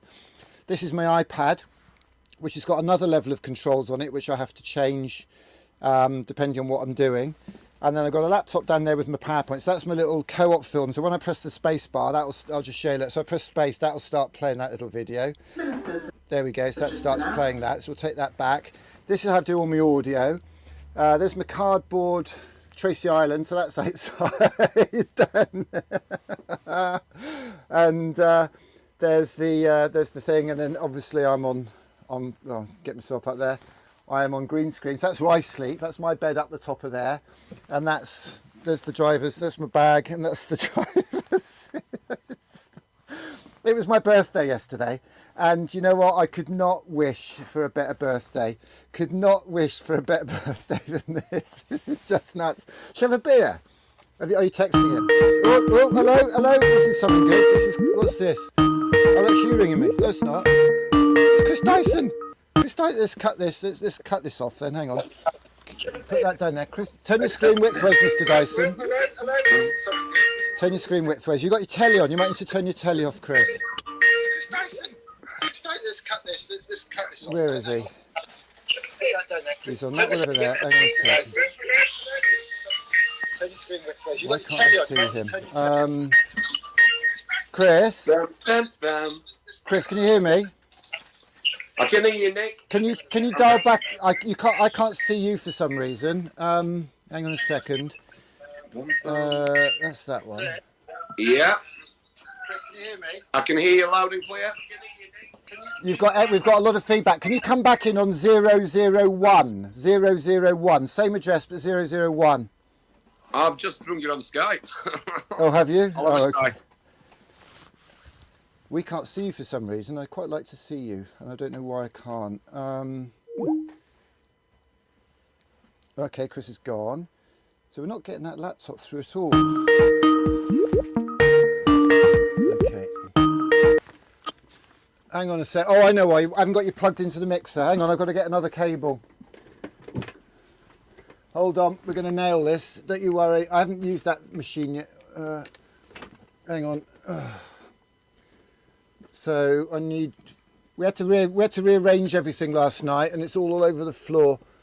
So you're going to want that plugged in there so you can see us. So that will help you see us. Let me just find another cable on the floor here. Oh, it all happened a bit quick this morning. Woke up with a bit of a thick head, Mr. Dyson. Well, bless you. I don't expect much sympathy off you. Hang on, let's just get this plugged in here. So we can hear you. So why don't you tell everybody what happened at the school yesterday? Oh, well, first of all, I'm absolutely devastated, Nick. You didn't tell me it was your birthday. I'm pretty sure I did, but I didn't want to make a fuss about it. We could have had a big Parkland's Happy Birthday sing-song for you, you know? I'm sure Chris Tolson would have done a bit of a happy birthday on the brass instruments that we've been on.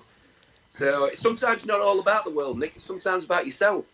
Don't you worry. I'm fairly sure I mentioned it once in passing, but do you know what? I had the best day I could imagine yesterday. It was just wonderful being with you lot yesterday.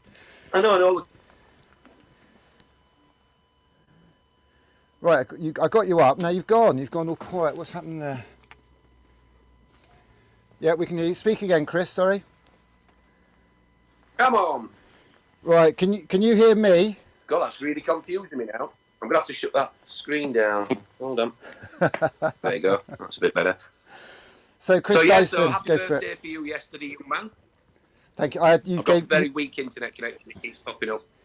I can honestly say, mate, you gave me the best birthday I could imagine, actually. It was utterly, utterly fantastic. What a great day that was, eh? Oh, everything just went absolutely perfectly from 9:25. Tell everybody what happened. Go on. 5 to 3. Tell everybody about the day in a nutshell. So we started off, we ran 8 different assemblies. We lit the Christmas tree up by getting some beautiful Christmas festivity singing. And then to keep it obviously COVID safe, we had to repeat that assembly in front of all the different bubbles. All had to have the same enthusiasm. all had to have the same love of Christmas and things. We were joined in the house by the Rock Kids, who came and did their first performance in the school since March. Absolutely outstanding. You've got to check those guys out. The lovely Claire Young from The Apprentice came and gave some fantastic words about the importance of education and creativity.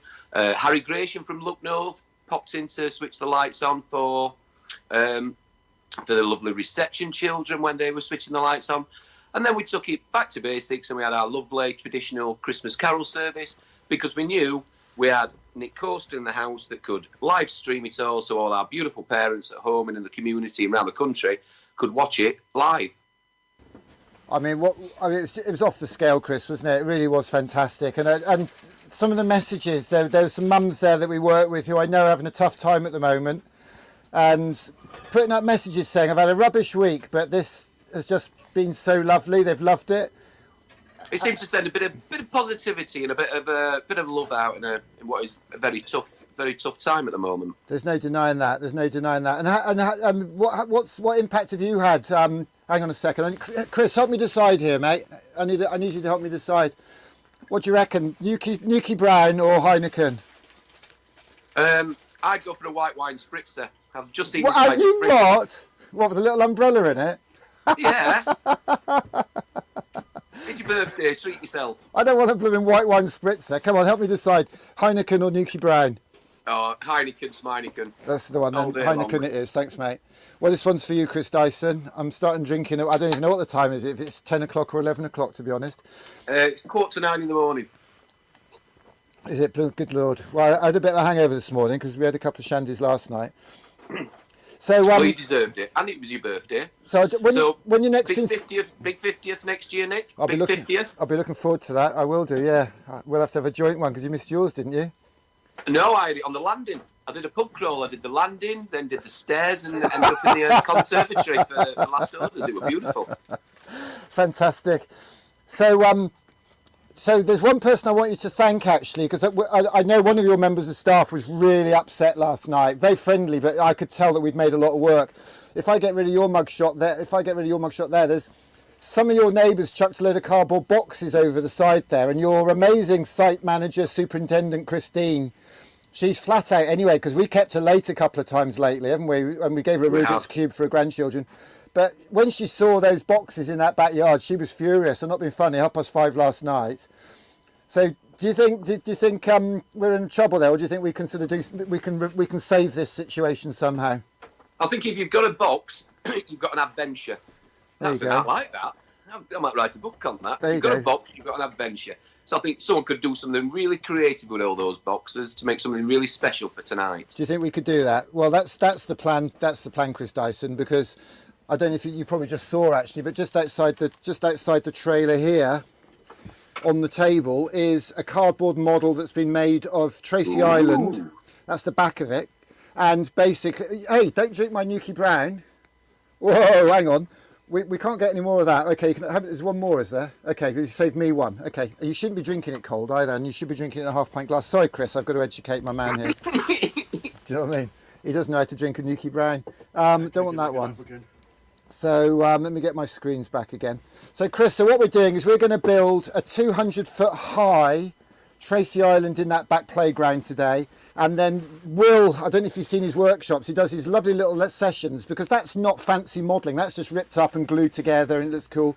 This is the rocket. We're launching this tomorrow night at about 8:30. We've got Anthony Dauphin coming on, you know Ant from Birmingham? Yeah. So he's going to come and get us all singing, 8 till 8:30. We're going to launch the rocket, and then we want to do a mass sing-along in Zoom of Come In From the Cold. Tell everybody about the significance of that song, would you, Chris? Well, it's a song about hardship, and it's a song that's really touches what's happening in the world at the moment. Boff Wally of Chumbawamba, great friend of the school, wrote us a musical 4 years ago, which, you know, for a community like Seacroft to be doing two sold out shows at the West Yorkshire Playhouse, now the Leeds Playhouse, changed people's lives, you know. And you know, one of the songs from there, I know that I want to be able to jam with it and sing with it later, so hopefully it'll give me an opportunity of that on that lovely stage. But Boff is just, he's a really community sort of person. He not only works with schools like my own, he puts together community choirs, he puts together community groups, and in times like this, when it is cold outside and life is miserable for a lot of people, it brings people together. And his community choir that he set up round about the Seacroft Gipton area has been vital for some of these people during these tough times, because it's give friendship, it's give a common goal, and it's singing. Singing is an art, and singing brings people together. So Boff Whalley, community choir, coming from the cold, absolutely beautiful. What a great guy. Well, I think that's what we've seen in this virus lockdown, really, isn't it? How art and creativity, and you know what? I mean, there's been people playing trumpets on the Thursday, clap for carers. Yeah. I think people take for granted that those skills are in the community. We've got a generation coming through, if we're not careful. If it wasn't for teachers like you, because you've got music, I've seen the ukulele stuff there. We're going to lose this in our communities. Great guy. What does that mean to your kids, those ukulele lessons? Well, if I go back 15 years ago, music lessons were practically in all key stage 2, and you get someone coming in for the guitar, for the ukuleles, for the pianos, for brass sections, and there was a lot of investment in music, and it just breaks my heart now. I would say I've not done any research on this, and it's just total sort of speculation, but I'd say only 20% of primary schools are playing instruments at the moment. I'm not talking about the triangle or the drum in the Christmas concert and things, and where we can't just move all music electronically and do it via a laptop. Although I know you like your techno beats, Nick, but I'm a traditionalist. I want to hear a live bit of guitar, a live drum, some strings in there. For me, it's vital that these children get an opportunity. I mean, sadly, it's only my year 5 and year 6 that get to play instruments. But we have put together our own sort of school band now with Luke Goodwin. Only 6 weeks into it, but we've got the guitars on there, we've got the drums, and we've got a great role model in Luke leading it. And Luke is actually performing with us. His band are actually doing a headline spot on the stage tonight. Before that, we've got a young lad off a market in Manchester who busks on his dad's market stall, inspired by that Co-op ad. And then before that, we've got a lovely chat with Boff Whalley. You introduced me to Boff. Now, I'll be honest with you, Chris. When you said to me, I've got this bloke called Boff Whalley, and you were really excited, I thought, well, so what? And you said, well, he's from Chumbawamba. And I'm not being funny. I thought maybe it being Yorkshire, it might have been a Bollywood band or something like that. Tell everybody about Boff Whalley. Oh, one of the biggest anthems of the 90s. Well, I get knocked down, but I get up again. You're never going to keep me down. Top draw. Absolutely fantastic. So played Glastonbury, toured the world, and as I said, putting something back now into the community. Great guy, and it was a great couple of hours with. Well, that's great. So we're looking forward, because he's doing a little set tonight, and we're going to have a chat with him, and we're going to try and get you up on stage. There's no getting out of this, Chris. You're going to have to get back down to school tonight, I'm afraid, in the mosh pit for the cardboard Tracy Island stage, and we're going to get you up there. All the teachers have got me up to this. Christine's got her broom at the back. She's going to whack you on Monday if you don't get down. I know it's a bit of a drive from where you live, on the other side of Leeds, but will you promise to come down to the school tonight and do a bit of a duet with Boff Whalley? Would you do that for us? I'm going to do a bit of jamming with Boff. I'm looking forward. I can't wait for that. Just before that, 8 o'clock, we are doing a hashtag nightlight trail on the Seacroft estate. So tell everybody what happened in year 4 the other day, what those kids got up to.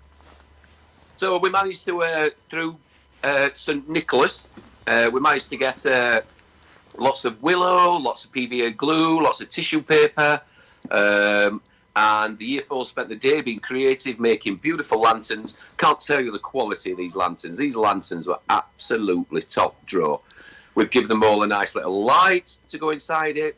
So tonight we'll be lighting up the lanterns. And even if you haven't got a lantern, just get a torch or something inside a Santa's hat. Be as creative as you like.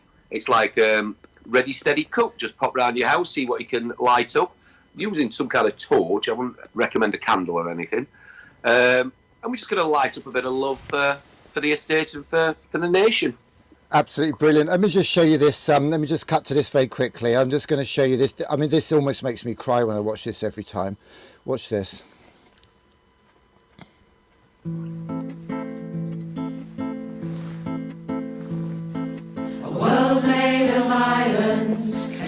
connected by sound, vibrations of molecules flying around, recorded as data and sent down the wires, ones and noughts to make up a choir, joining together, listening together, working together, making a start, singing together when we're together and singing together apart.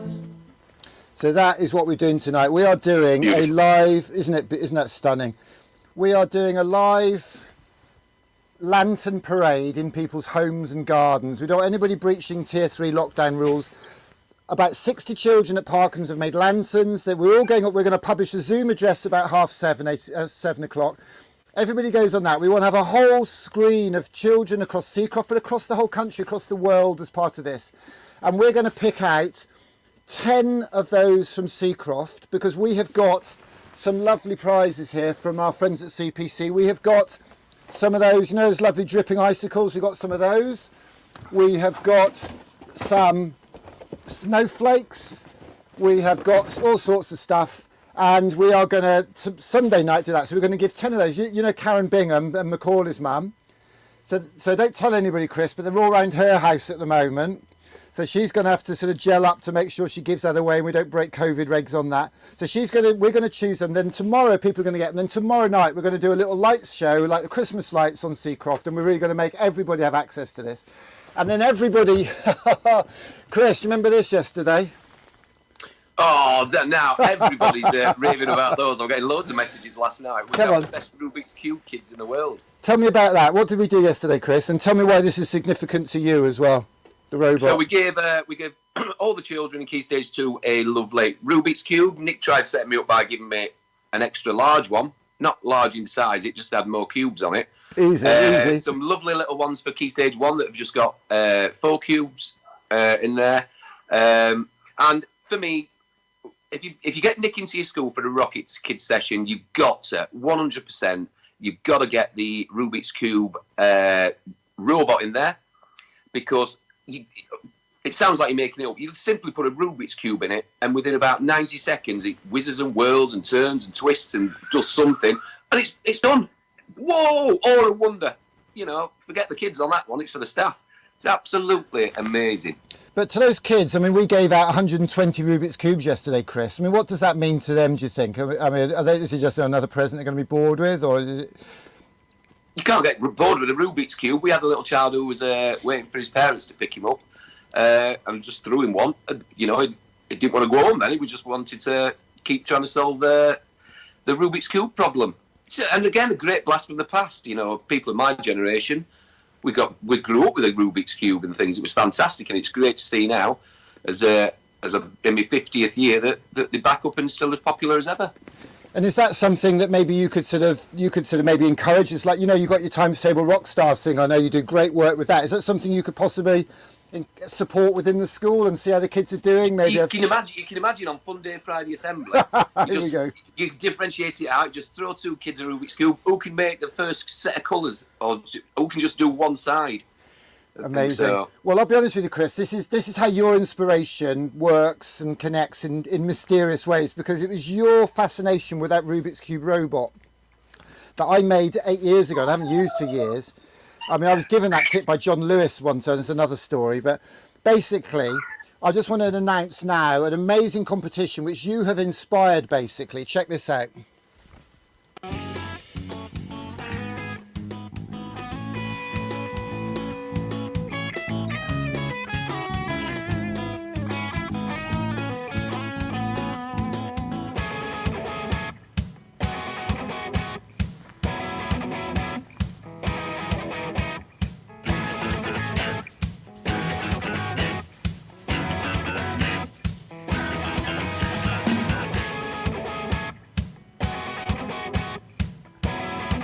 That's the money shot. What a journey we've been on, Mr. Dyson. Beautiful. So basically what we're going to be doing is tomorrow morning at 11 o'clock we've got David Gilday who invented that robot, live and direct in Yorkshire, showing how it works. And we are going to give one of those £300 kits to a school community. Not to a child will win it, but they'll win it for their community, and hopefully they'll put their name on it and they'll say, little Johnny Brown won this back in 2020. And because my robot's 14 years old, believe it or not. Do you know what I mean? And that's 11 o'clock tomorrow, and then in the next 2 months, so we're going to do the competition over the next 2 weeks, but David's going to launch that tomorrow. We've got the 12 days of Christmas kicking off on Monday. Chris Dyson, can't thank you enough for your support. We will see you in the mosh pit tonight, I think. Yeah, I'm enjoying it. Keep doing the fantastic work. Great to see Simon Pobble, Chris Tolson, after I got back from dance club this morning. So can't wait to see the rest of the day. Take care. Utter legend. Love to Sal and the family, and we'll see you later on, mate. Yeah, see you in the mosh pit. Cheers, buddy. So there you have it. Chris Dyson, utter legend and true rock star for us all at Steamco. Unbelievable level of support we get from that man. Just can't thank him enough. Can't thank him enough. And we're just about to wind down now. We're going to come back to you later on tonight. We're going to wind off with this amazing co-op ad, because this is what sets up for tonight. Ministers have just announced Christmas will be different this year for thousands of us. New measures are... Can I come? Come on! I am! I'm coming! Ready? Yeah.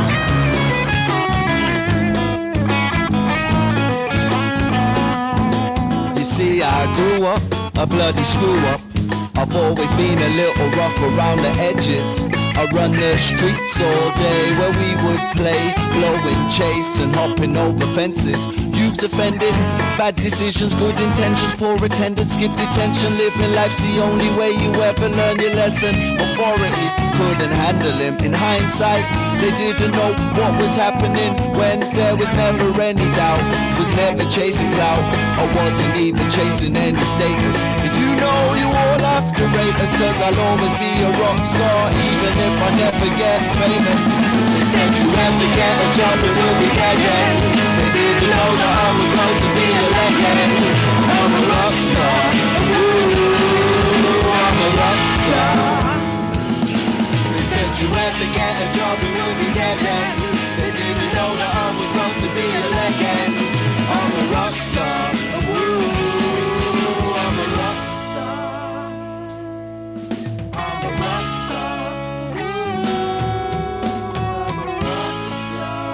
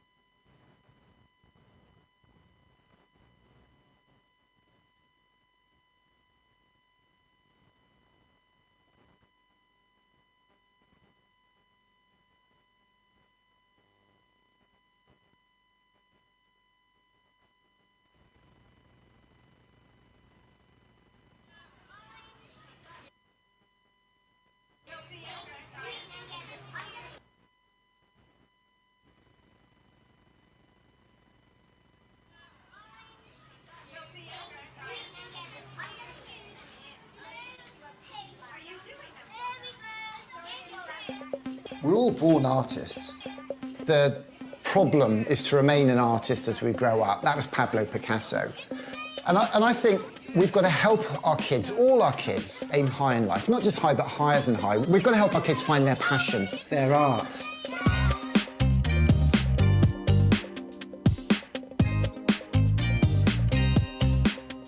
So I'm Nick Corsten. I'm just a dad. I'm co-founder of STEAMco. One day maybe I'll be the CEO, I don't know. So STEAMco is a non-profit community enterprise that helps connect our kids with their art and our communities with their schools by running creativity days. And we want to get the whole community involved. We want people who've had kids, not had kids, got kids, whatever, to come and work with us to help us run these days.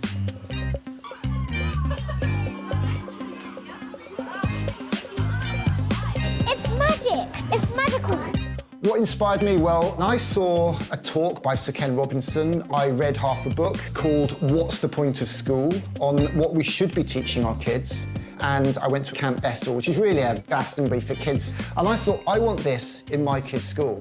I've got a lovely little film my dad gave me of me when I was 1 and him with my first ever train set. And I show that to kids in schools all over the country. And how my dad gave me the greatest gift. He gave me my art. Because art is what we call it when what we do might connect us to somebody else. So art could be painting, it could be photography, it could be cooking, it could be coding, it could be dancing, it could be design, it could be DJing, it could be robots, it could be rockets. The fun, the excitement that we have making and firing rockets in schools is to be seen, to be believed. This is the best day of my life. This truck contains everything you need to run a creativity festival in a primary school. 30 coding kits with the BBC Microbit. We've got rocket making kits.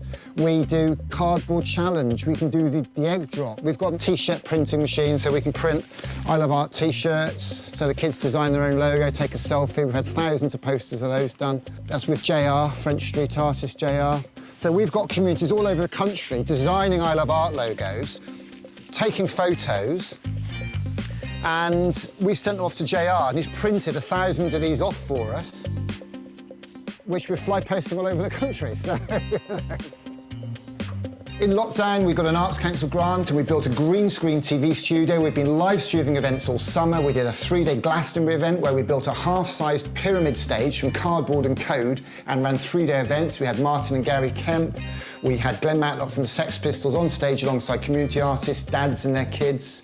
And we had a young lad from Leeds called Lenny who played his piano on stage, all virtual. And that's what we want to do. Lockdown's not going to lift in a hurry, and we're running festivals from a spare bedroom here in Paddington, but we need people involved. We want people to collaborate for creativity. I think they're doing fantastic work with STEAMco. For me, collaboration is everything. Elton John gave me the greatest gift. Actually, he made a film, I don't know if you saw it, with John Lewis, where basically he tells the story of how he was given a piano as a kid and worked hard and made literally $1 million. I saw that film, ripped it off, put our own subtitles on it, and Elton John retweeted it. It had 50,000 views in an hour, and I went on a 2-week UK tour from Cornwall all the way to Carlisle, showing that film, showing my train set film, talking to kids about art and creativity, letting off rockets, and inspiring schools across the country in our 12 days of Creative Christmas tour. You've inspired one little boy in particular, a very quiet boy, and as that rocket shot into the air, we heard the words blast off come out of his mouth. Innovation, technology, and dreams rocketing up to the sky. The state education system, we have a lot of people feel it's been narrowed and narrowed and narrowed, focusing on teaching and testing of highly academic subjects, which are important, which are right for some kids, but it's not for everybody. And some kids come out of the education system literally broken. 9 out of 10 schools in Britain have reported cutting the arts in some way or another, which is a real tragedy. And we're going to lose that cutting-edge creativity that made Britain so famous. Creativity is Great Britain, after all. The ideal future for me would be a whole load of these trucks on the road with passionate, enthusiastic, committed, creative people, helping connect kids with their art and communities with their schools all the way across the UK. As Albert Einstein said, imagination can take us anywhere.